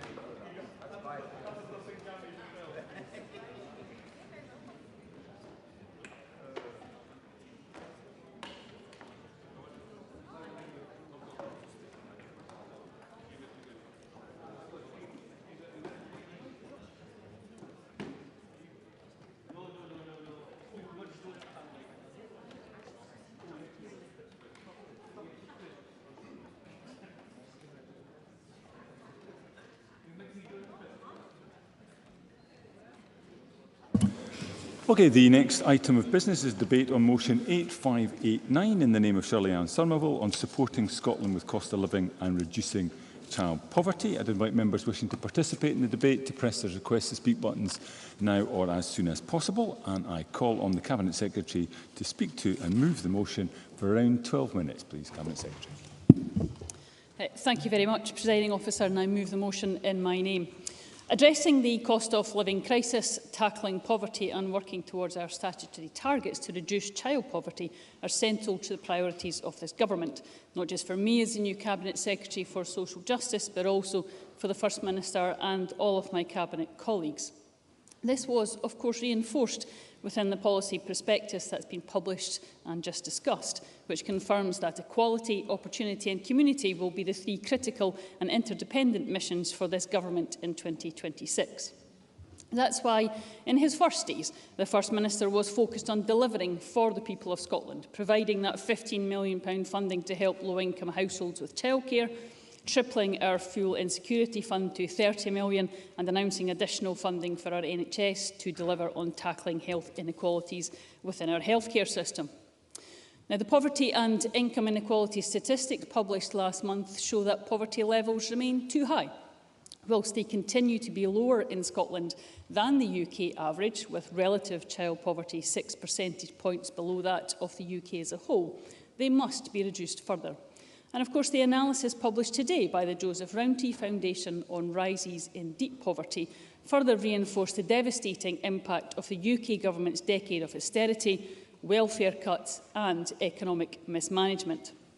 Indeed, analysis published by the Scottish Government last year highlighted that where key welfare reforms introduced by the UK Government since 2015 reversed, this would lift an estimated 70,000 people, including 30,000 children, out of poverty this year.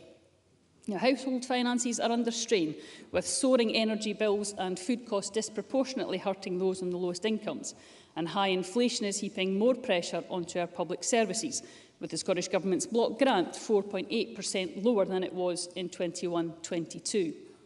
This government recognises the pressure on household budgets, however, and that's why last year and this we have allocated almost £3 billion to support policies which tackle poverty and protect people as far as possible during the ongoing cost of living crisis. However, I know what a challenge reducing poverty is, particularly without the full powers of a normal government. So we will ensure that we will use all the powers we have to tackle poverty and inequality, build a fairer Scotland, and support those most in need during the cost of living crisis.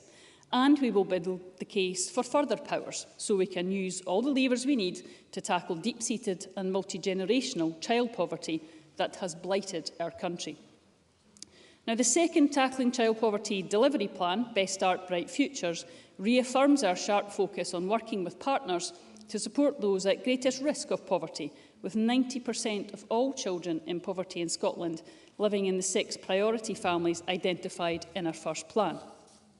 The plan commits wide-ranging and ambitious action to provide immediate support to families and deliver the transformational change needed in the longer term to break that cycle of child poverty that we have.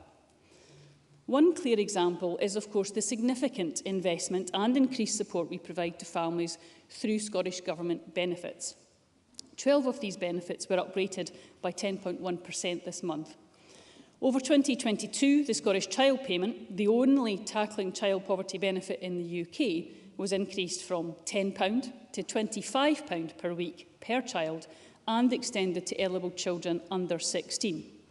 This represents an increase of 150% in less than 8 months, and its first full year will be an investment of £442 million.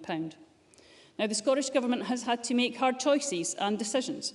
With a limited budget and in some of the toughest financial circumstances imaginable, we have taken the political decisions to prioritise increasing this payment because it is a vital tool in tackling child poverty.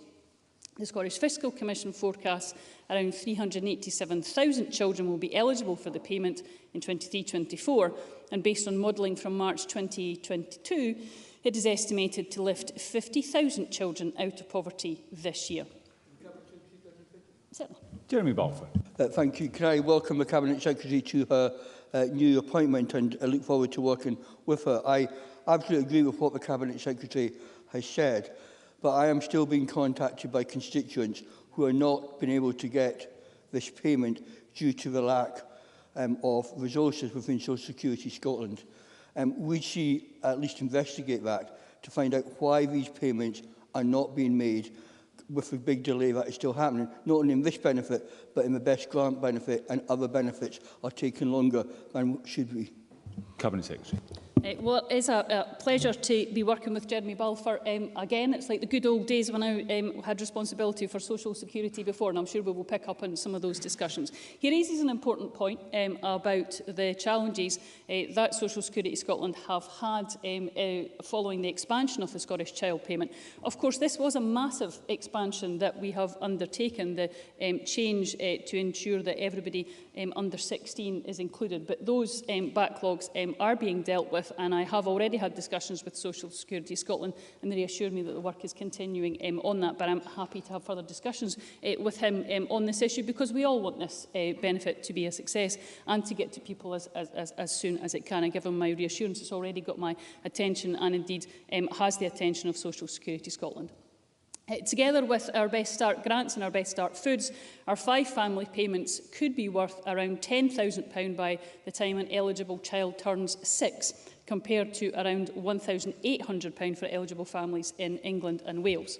So it's therefore no surprise that poverty campaigners have called on the UK Government to introduce a similar benefit and to match our ambitions in tackling child poverty, a view I would echo, just as I would agree with the calls that the UK Government should be doing much more to support people during the cost crisis, where they are facing soaring inflation and spiralling energy bills. It's what we have argued the UK Government should be doing, but unfortunately they are not. I'll just make slight more progress and then I'll try and take another intervention. We have already, of course, just started delivery of our new winter heating payment, replacing the DWP's cold weather payment, and providing a stable, reliable annual £50, which will help around 400,000 low-income families with the heating expenses each winter. Our new benefit is expected to reach more than twice the number of people of the DWP benefit it replaced, and it will be backed by £20 million each year and every year, providing vital support towards energy costs. We continue, of course, to also recognise the vital contribution of unpaid carers in our society through our Carers Allowance Supplement. There are, of course, important actions elsewhere within the Scottish Government that also impact on child poverty and our mission to tackle that. Scotland already has the most generous funded childcare programme in the UK, and all 3- and 4-year-olds and around a quarter of 2-year-olds are eligible for 1140 hours of funded early learning and childcare, backed by investment of around £1 billion per year. If families paid for these hours themselves, it would cost them around £5,000 per child per year. And we're working with partners to progress our childcare offer even further, with plans to expand early learning and childcare to 1- and 2-year-olds, and we've also committed £15 million this year towards building a system of year-round school-age childcare, fully funded for those that need it most. Certainly. Alex Cole-Hamilton. I'm very grateful to the Cabinet Secretary for giving way. She has my party's support on efforts to extend funded childcare, but does she share my concern about the lack of uptake, particularly amongst vulnerable 2-year-olds, and what does her government plan to do to address that lack of uptake? Cabinet Secretary. Alex Cole-Hamilton does raise a very important point. That's why we have been working with the DWP to ensure that we, for the first time, can use the information about who is eligible to be able to contact people directly. And that will be a very important stage for us and for local authorities to ensure we have the ability for the first time to be much more proactive about this. And I'm more than happy again to work with him on this issue, which I know he and Willie Rennie have had discussions on in the past. Moving on to travel, we of course continue to provide free bus travel for over 2 million people, including all children and young people under 22, disabled people and everyone aged 60 or over. Over 50 million free bus journeys have been made by people under the age of 22 since our expansion of concessionary travel in January last year. That's another important saving for those with children. How could I forget Stephen Kerr? Be glad. I'm grateful to the Cabinet Secretary for giving way. She's making a lot of very valuable points, But most of the things that she's talking about are effectively mitigations to the effects of poverty. What we should be...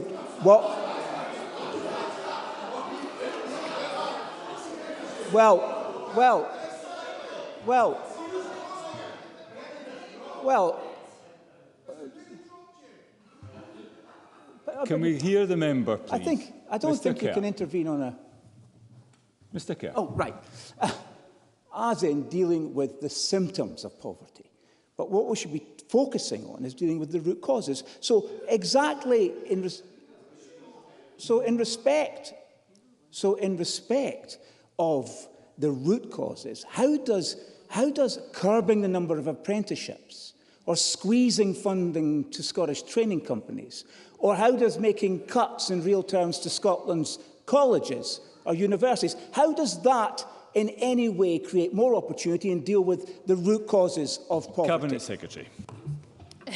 Well, Presiding Officer. I suppose maybe the gasps of disbelief from the backbenches was a Tory MSP coming to the chamber talking about how we are dealing with mitigating on issues to deal with poverty. Well, yes, we are, Mr. Kerr. Yes, we are.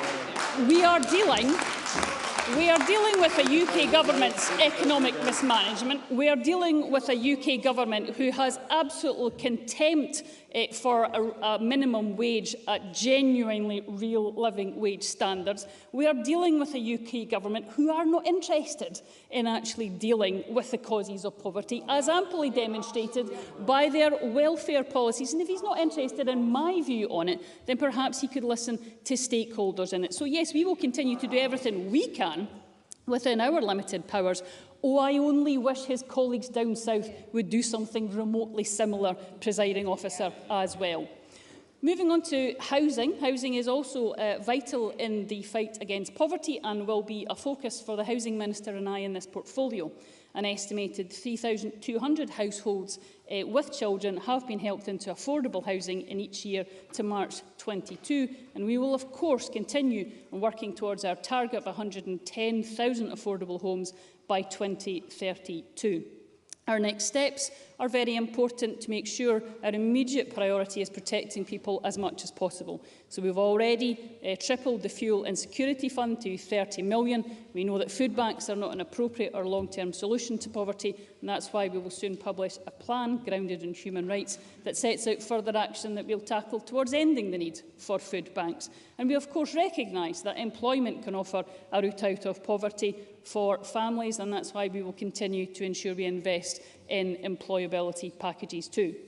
So, Presiding Officer, this government is taking action and will continue to take action that is putting more money in the pockets of families and helping to turn the tide on poverty.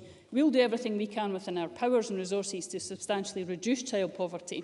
We've already delivered a range of measures that will help people right across Scotland. However, the key powers, including energy, employment and much still of social security, remain reserved to the UK Government, who must match our ambition. And only with the full powers of a normal, independent nation can we eradicate child poverty fully. But I look forward to members' contributions today and our suggestions about how we can use the powers that we have at this time on our joint mission on child poverty. Thank you very much, Cabinet Secretary. I can advise the Chamber there is no time in hand, therefore I'll have to urge members to stick to their speaking allocations, including if they take interventions, and I would encourage interventions to be as brief as possible. With that, I call on Miles Briggs to speak to and move Amendment 8589.1 for up to 8 minutes. Mr. Briggs. Thank you, Deputy Presiding Officer. And I move the amendment in my name. Can I welcome Shirley-Anne Somerville to her new position in government today? I'm sure she'll be delighted. She's now got 2 Mileses in her life. I'll ask her in a few weeks who's the most annoying, to be quite honest. But and can I also welcome Paul O'Kane as well to his role on the Labour bench? And can I thank the organisations and charities who have provided useful briefings ahead of today's debate, and also thank them for the work which they undertake across our communities to support some of the most vulnerable people in our society. Today's debate is an opportunity to reaffirm the cross-party consensus and objectives set out in the 2017 Child Poverty Scotland Bill, which was passed unanimously by Parliament, setting us all to meet the substantially important target of reducing child poverty rates across our country. Eliminating child poverty must be a priority for all of us, and I hope that the new Cabinet Secretary starts work in her new role in government will genuinely look to reach out across Parliament to develop the next steps and listen to the new ideas and fresh ideas which many of us are trying to see this Scottish Government take forward. New pressures on the cost of living aggravated by the effects of the pandemic and rising fuel and food costs, as well as the war in Ukraine, has indeed negatively impacted on families across the country. And we need to see now a critical focus on the powers we have here to help support these families.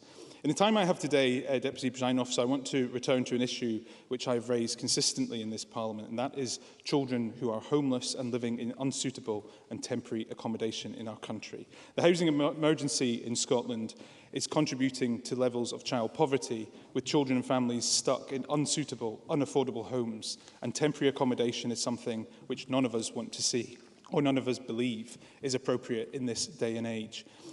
Last March, we debated the issue, and I pointed out at that time that Scotland had more than 7,500 children living in temporary accommodation. For many families, a typical stay was over 58 weeks. These are in hotels, former guest houses, bed and breakfasts, often sharing toilets and cooking facilities with strangers. Now, like I say, none of us, I believe, approve of this or believe it is appropriate to place young families and pregnant women in such accommodation. But today we see a worse situation. We see over 9,130 children in Scotland living in temporary accommodation. That represented a 17% rise in the space of just 1 year alone. Now, we all want to see a permanent safe home, and that's vitally important to a child's well-being and development, something I know the Cabinet Secretary will know very much detail of as her time at education. But we need to see decisive action on this, which we haven't seen. And so I do hope the new Cabinet Secretary in this position, in this new role, would refocus her efforts on this and personally make this a top priority for the years ahead. We on these benches will work with ministers on any vital reforms which we can make. And I hope the Cabinet Secretary will agree to urgent cross-party talks on this. I believe personally we need to take forward legislation to put a ban on councils placing children and pregnant women in temporary accommodation, as I've outlined, and that's something I hope we can pursue with the Cabinet Secretary going forward. The Scottish Government's preventing homelessness duties, I do think, present a good opportunity for Scotland to further develop some of the best protections in the world for people at risk of homelessness. But we need to see these embedded, and we also need to see their delivery around a preventative model, especially here in the capital, for example, and that will take significant work and resources to achieve. In recent months, I've been working with campaigners and hospices across Scotland and highlighted their call to action around the additional energy bills being faced by families with children with life-shortening conditions and people with terminal conditions in our society as well. Children with life-shortening conditions are 50% more likely to be living in the most deprived parts of Scotland compared to the least deprived. And yet families of seriously ill children incur unavoidably high household energy costs. Together for Short Lives, the UK-wide body supporting children with life-shortening conditions, has said that research shows that families with seriously ill and disabled children are already paying almost double that of an average UK household on their energy bills. Now, that can't continue, but we know why the reason is for that. Running of life-saving equipment, the running of other energy-intense equipments, and just keeping their homes warm, often because they're providing an hospital at home service. Chaz is calling for the Scottish Government to do more to provide direct and targeted support to families, in particular for a scheme to be developed to enable families to recoup some of the running costs of this life-saving and energy-intensive equipment. Now, the former First Minister outlined where she would want to see action taken forward. We haven't seen any progress since, but I would like to see the Cabinet Secretary commit also to that being one of her top priorities in the weeks and months ahead. It is a critical issue and one which both the Scottish and UK Government can deliver better support packages on. I'm currently organising a cross-party roundtable on this issue with UK ministers, and I hope the Cabinet Secretary will agree to be part of that and attend. No one doubts that addressing levels of child poverty is a complex issue and one which needs a focus of both our governments. Very briefly. Christina McKelvey. In that very welcome summit that he's talking about there, and he's obviously made some great points about the issues families are facing, especially with children in poverty. Would he use that event to call for abolition of the rape clause in the two-child cap? Miles Briggs. So this event, I want to make sure, gives an opportunity for us to look at all these issues, and I hope that in the interest of both governments working together, something I hope we can try to, with the new First Minister, move forward on, that presents that opportunity. But for the energy crisis facing many of these families, that is specifically what this is about. And recently I held a roundtable on hospices, which many SNP members I was welcome to see attended, and I know they're acutely aware of the pressures being faced. Now, in the time I had left, I also wanted to touch upon BME children in Scotland as well, because they are disproportionately affected when you look at child poverty figures. And it's something I want to make sure the Scottish Government are alive to, as many organisations providing briefings have outlined where there's been very limited progress to date in that area as well. Earlier we also discussed the issue around a national minimum allowance for children in kinship care. And that's something I think we also need to see progress on. The Scottish Government in 2016 committed to implementing a national allowance both for foster carers and also a national minimum allowance for children in kinship care. That has not progressed and is sitting currently with COSLA. So that's another priority issue I hope the Cabinet Secretary will look to take forward soon as well. Now, I welcome the appointment of Natalie Dawn as Minister for keeping the promise as well.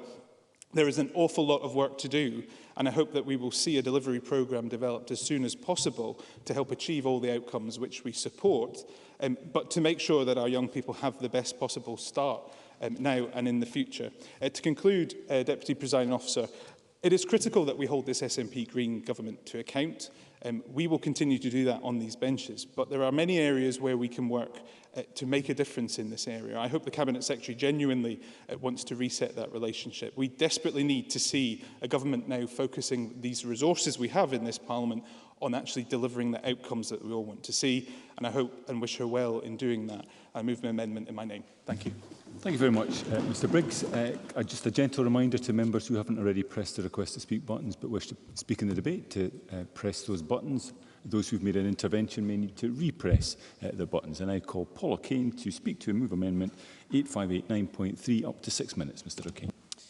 Thank you very much, Deputy Presiding Officer, and I'd like to take the opportunity to welcome the Cabinet Secretary to her post, and I do wish her well in her new role. I look forward to working constructively with her in our shared goal to make Scotland a better, fairer and more equitable society. And I'd also like to take the opportunity to pay tribute to my predecessor in this role, my colleague Pam Duncan-Glancy, who approached the role with tenacity and a forensic eye for detail. And I know that Pam Duncan-Glancy will be a formidable opponent in her new role as she holds the government to account for the record in education. And I do wonder if the Cabinet Secretary is breathing a sigh of relief in that respect.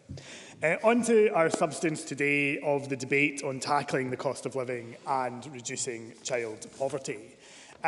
There are lots of words in today's prospectus unveiled by the First Minister just a while ago, but there is also in the way of substance and new announcements or indeed new methods of tackling poverty. Indeed, I detected little in the way of new committed money and new spending. And indeed, all I saw in the government motion highlighted is the anti-poverty summit that both the First Minister and the Cabinet Secretary have already spoken about this afternoon. Now, in principle, Scottish Labour, of course, supports the convening of that summit. I know that colleagues on these benches will always work constructively when it comes to these pernicious issues of tackling poverty. However, if it becomes another talking shop on poverty, it clearly fails to meet this important moment. Because an anti-poverty summit isn't going to in itself provide tangible, meaningful support to help households experiencing deep poverty. It's not going to help them to buy more food or to heat their homes in the winter or to help a parent clothe their child. Indeed, the lack of ambition that I think we heard in the prospectus this afternoon is symptomatic of a First Minister who appears to be distracted, fighting fires in his own party, rather than perhaps addressing some of the most important issues facing the country. It was worrying that after 16 years in power, the anti-poverty summit seems to be the limit of the government's plan and vision to address this deepening crisis. And I would contrast that, presiding officer, when I look at other governments and the progress that they made. After a decade of a UK Labour government in 2007, the poorest 20% of families were almost 3,500 better off compared to 1997. Because in power, Labour delivered. The last Labour government lifted 2.4 million people out of poverty, including almost 1 million children, and child poverty fell faster than in any European country.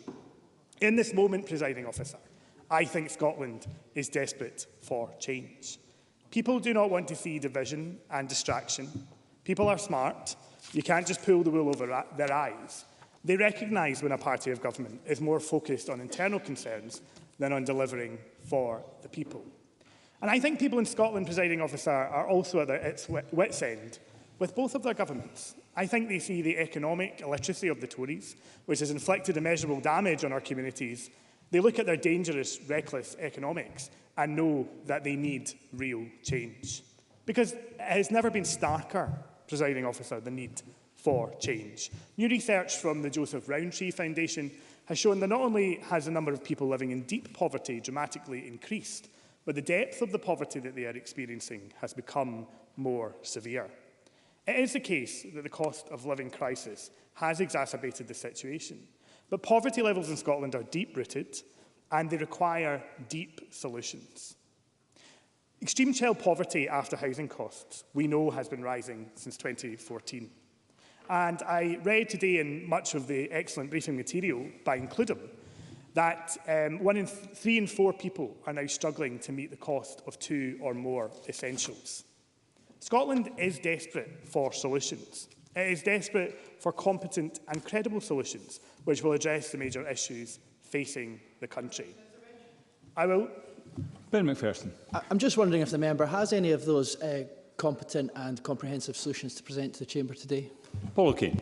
Well, he preempted. I'm just about to come on to some concrete solutions, but may I take this opportunity to say to Ben McPherson that I thought he performed well in his role as the Minister for Social Security. And it is a sad fact that there is no longer a dedicated ministerial post in the government dealing with those issues of social security where Mr McPherson had done previously.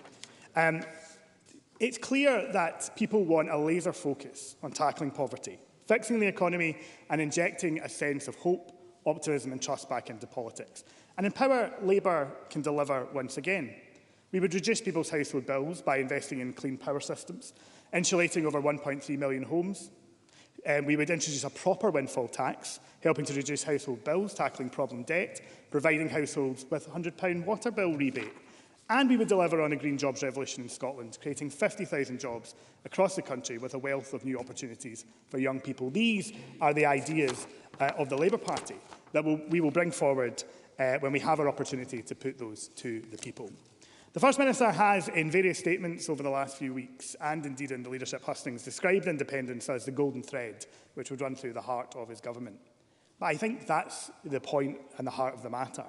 It's no surprise that the Scottish National Party support independence, but it is clearer now more than ever, no matter the scale of the crisis facing the country, the SNP will always place that above all else, and it will be the answer for everything. Because I know that the Cabinet Secretary will stand up, as she did in her closing of her opening remarks, and blame Westminster and point to independence as a solution. And of course the UK Tory government has made the situation worse. However, it's true that the Scottish Government has failed to seize the mantle to make Scotland a better and more equal and more prosperous place to live. The Government must not sit in their hands. They must use the powers of this place to address the concerning growth of deep poverty in Scotland. Continuity won't cut it. We need to have serious action in order to make the change that people want to see. And I move the amendment in my name. Thank you, Presiding Officer. Thank you, Mr O'Kane. I now call Alex Cole-Hamilton to speak to and move Amendment 8589.2 up to 6 minutes. Mr Cole. Thank you very much, Presiding Officer. And can I, as others have done, start by welcoming the Cabinet Secretary to her place. I worked well with her in the previous session. I look forward to doing so again. And I'm glad to speak for my party, the Liberal Democrats, and move the amendment in my name, because this is a vitally important issue. It should be one that unites the Chamber, and I'm glad to hear so much consensus on many topics this afternoon. Presiding Officer, 1 in 4 children, as we've already heard, in Scotland live in poverty. This is a quarter of our nation's children facing significant barriers to their education, at risk of poorer health, and with a lack of access to opportunities. That number has not changed in the 16 years the SNP have been in government. That percentage remains stubbornly static. I spent 2 decades as a youth worker witnessing firsthand the impact of poverty on childhood, and it is devastating.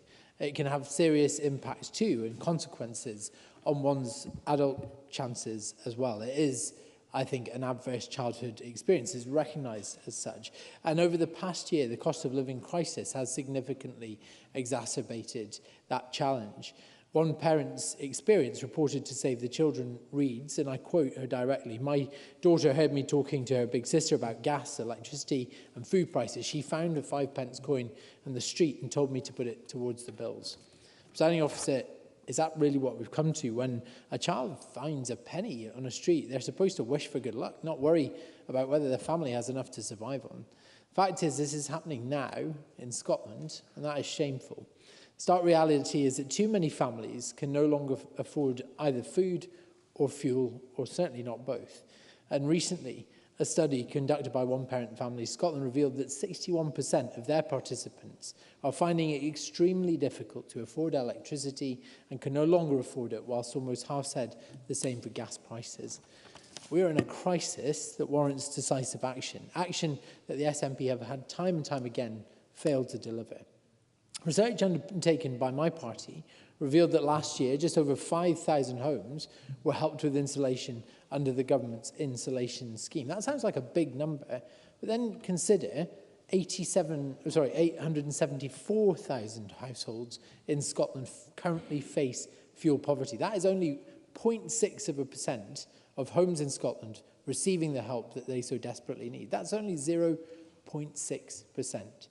This is why the Scottish Liberal Democrats are calling on the Scottish Government to urgently tackle this issue and to introduce emergency insulation as a programme that I will speak more to in my closing remarks. Alongside the rising cost of fuel, parents are also increasingly struggling to access childcare services, jeopardising the sources of income their family relies on just to get by. Increasing provisions for childcare is an issue that my party has campaigned on for over a decade. I am grateful to the Cabinet Secretary for recognising that in our earlier exchange, and I'm glad to see the government has taken some of those calls on board. But as I said in my intervention, and as I say in my amendment, there is still much more that can be done. Scotland still has one of the highest childcare costs and burdens of costs in the OECD, and too many parents are unaware of their eligibility, particularly amongst those more vulnerable 2-year-old cohort. And for parents of 3- and 4-year-olds adrift of the labour market, they are presented with a take-it-or-leave-it offer on childcare. We know from the Maclean Commission into the future of publicly funded childcare, which is over a decade old now, that families who are outside of the labour market would require far greater flexibility in their childcare offer, to take up evening courses, to take up sporadic one-off occasions when they might need childcare to access a job interview, to re-enter the labour market. These are still challenges that we have solutions for, but have not yet deployed. And these are challenges I would happily give way to Daniel Johnson. Daniel Johnson. I'm very grateful to the member for giving way. Would you agree with me and share my concern that under the current measures, actually we've seen a reduction in the number of placings and a reduction of around a quarter in terms of the number of childminders? And are these sorts of things that we need to pay much closer attention to in terms of delivery of childcare? Alex Cole-Hamilton. I'm very grateful indeed for Daniel Johnson for bringing that excellent point. Yes, childminding, I think, is one of the unsung heroes of the childcare sector, and they provide that wraparound flexibility, which I've just been referring to. And I'm sure Daniel Johnson's inbox is filled, as mine is, both with parents and childminders themselves, throwing their hands up in alarm at the position they have been left in. Whilst 25% of children in Scotland live in poverty, this number rises to almost 40% of children from ethnic, minority or single-parent household backgrounds. Moreover, women in particular are affected by this issue. And a report published by Engender revealed that women account for 60% of all jobs paid below the living wage. Combined with the disproportionate pressure to carry out household labour, mothers are particularly at risk from spiralling mental ill health. And a testimonial from Includem highlights this grim reality. And again, I quote, "I am now on antidepressants and sleeping tablets due to worries for caring for my kids. I have lost a lot of weight as I choose to feed my kids over myself all too often." This is 21st century Scotland, presiding officer. We cannot go on like this. No parent should be put in this position, but it is one that is becoming all too common. It is vital that the Scottish Government not only investigates mental health support for the pressures that parents in particular face and children alike that they are exposed to, but also examines the intersectional impact of such pressures. Presiding officer, in closing, our government needs to urgently step up to the plate and show the world a Scotland that gives every child a fair start in life. The eyes of the country are on this chamber, and we are extending goodwill to the First Minister that he has made this priority, but the judgment of the people will be swift. Thank you. Thank you, Mr Cole-Hamilton. We move to the open debate. I'd remind members they will need to stick within their speaking limits. And I call first Bob Doris, to be followed by Stephen Kerr for up to 6 minutes. Mr Doris. Thank you, Presiding Officer. A YouGov poll for Debt Charity Step Change has found that 1 in 7 Scottish adults have £20 or less to live on after paying for essentials each and every month. And that's a sobering thought as we debate child poverty. The low level of UK benefits, soaring inflation and food costs and crippling energy costs are some of the clear and obvious factors which has led to that dreadful statistic. And as we know, the cost of living crisis will hit children the most. It's nearly 1 in 4 children in our nation living in poverty. It matters that the policies of the UK Government, sometimes botched policies such as the Truss Kwarteng budget, and sometimes deliberate acts of harm, such as Brexit and the UK benefit levels and sanctions regime, have fuelled that cost of living crisis and impacted detrimentally on child poverty.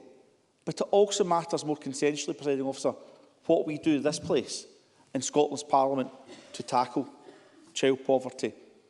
That is why the Scottish Government has placed our Scottish Child Payment front and centre to getting cash directly into the pockets of the poorest families in our nation. 387,000 children are eligible for the Scottish Child Payment this year. Modelling work from last year estimates that the £25 per week per child, a £100 payment per child in a low-income family every 4 weeks, will lift 50,000 children out of poverty and reduce relative poverty by 5%. I shudder to think what poverty levels would look like in Scotland right now if it wasn't for the Scottish Child Payment. I think it is very telling that the many briefings from the third sector organisations, which are very welcome, I should say, Presiding Officer, in preparation for this afternoon's debate, focus on calls for a further increase of the Scottish Child Payment.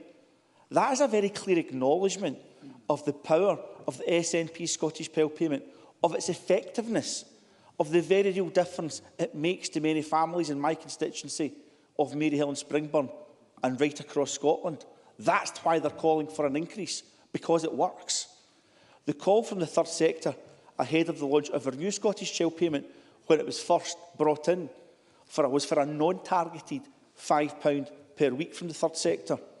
And the Scottish Government engaged with the third sector. And today, what we have is not a non-targeted universal benefit, but a targeted benefit, £25 per week. So where this government works with the third sector, we get a good, positive outcome and real success. I therefore warmly welcome the plans for an anti-poverty summit. It won't just be words. It will deliver action, because the evidence is there for what the Scottish Government has done previously. Just as our Scottish Government listened to those with lived experience of poverty and the third sector organisations supporting them, when we delivered the transformational Scottish Child Payment in the first instance, we must do so more, once again, sharing ideas and suggestions about how we can improve the lives of those with day-to-day lived experience being blighted by poverty.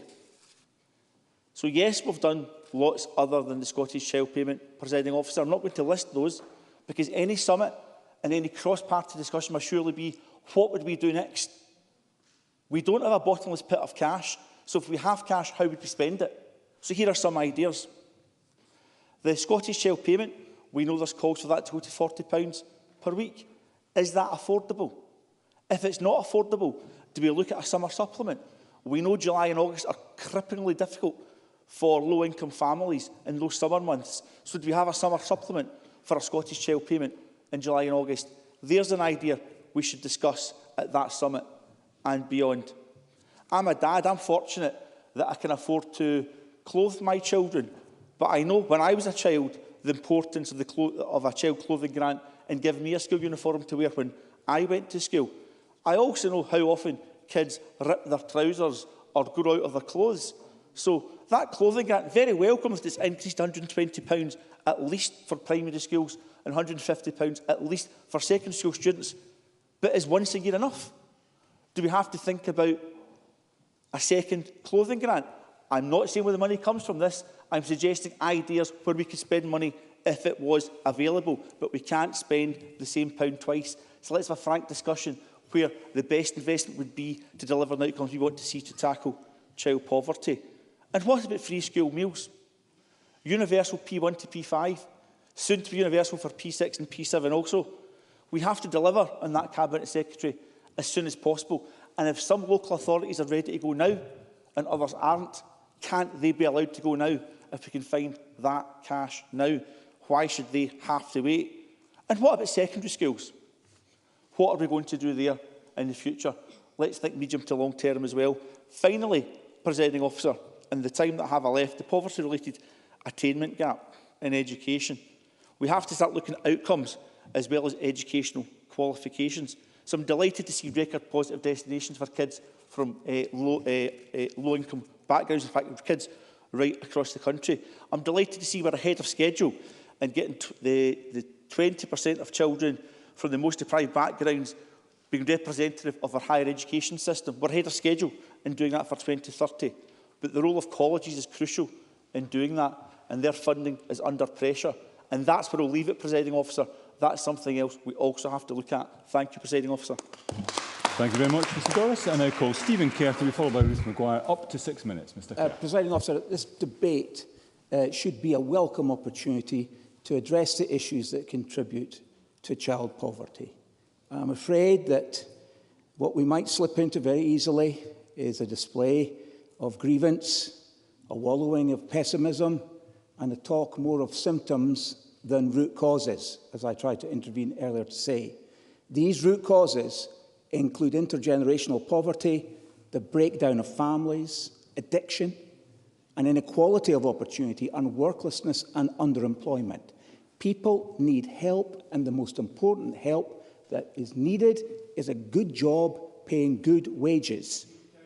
If he's very brief, because we just don't have time for a debate, I was going to ask Stephen Kerr if he thinks indebtedness is a huge pressure, at least the breakdown in families, and perhaps the UK welfare regime might actually contribute to that indebtedness in the first place. Stephen Kerr. I will agree with him that that is a contributing factor to some of the situations families find themselves in. Here's what the Scottish Government's own most recent report on poverty and income inequality in Scotland 2019-22 states: having paid work is an effective way out of poverty.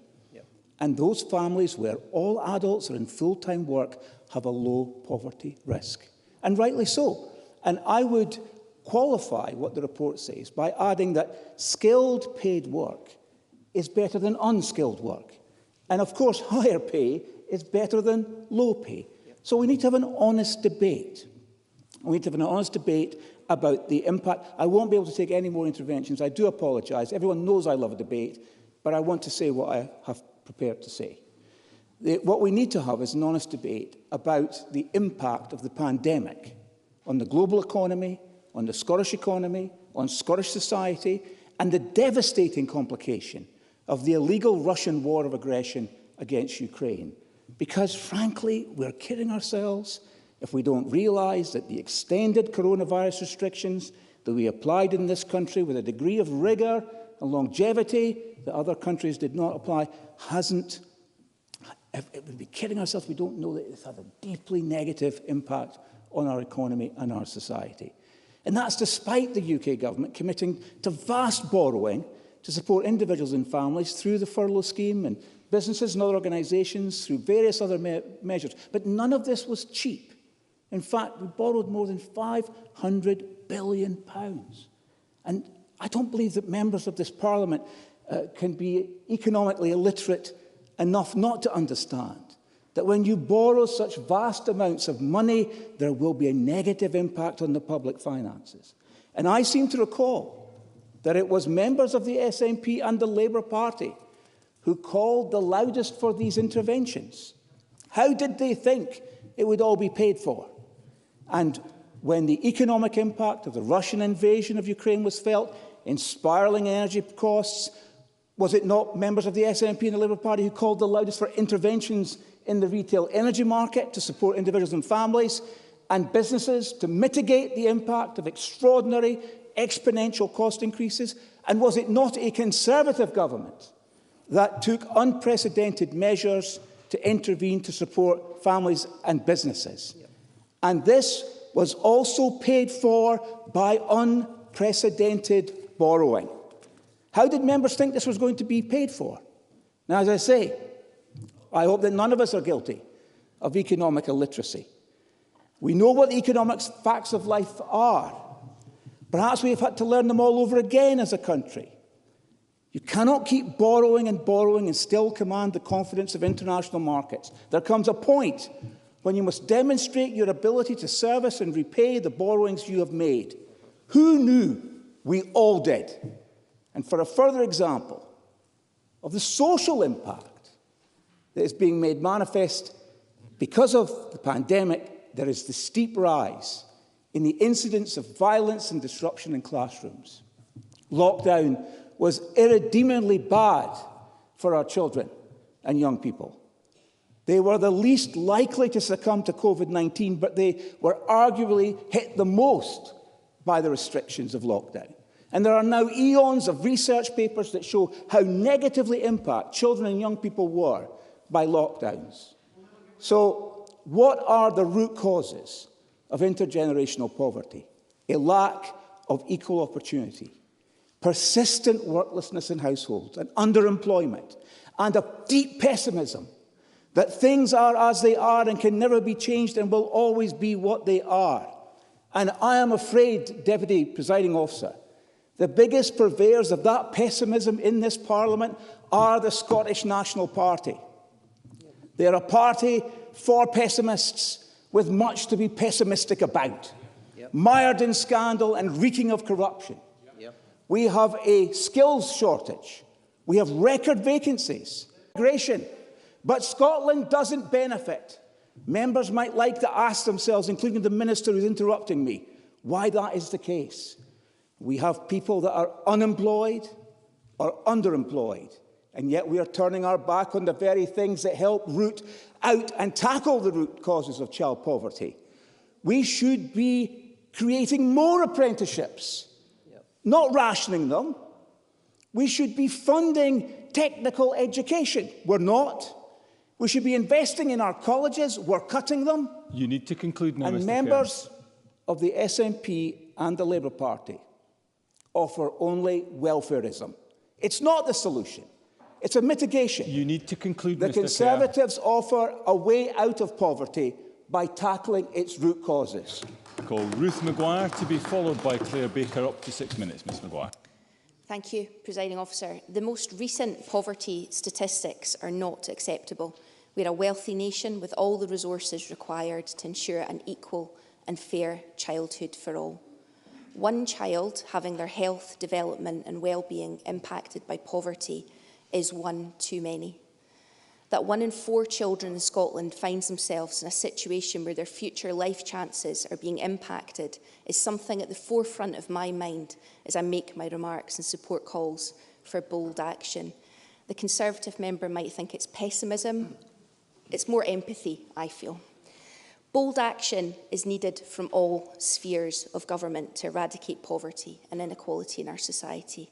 There's pressure being placed on all household finances due to rising inflation, high energy bills and soaring increases to food costs. Families who were previously managing are finding themselves increasingly struggling. However, We also know that this cost of living crisis disproportionately impacts households on low incomes and is likely to exacerbate those unacceptably high levels of child poverty if we don't come together and take further bold action.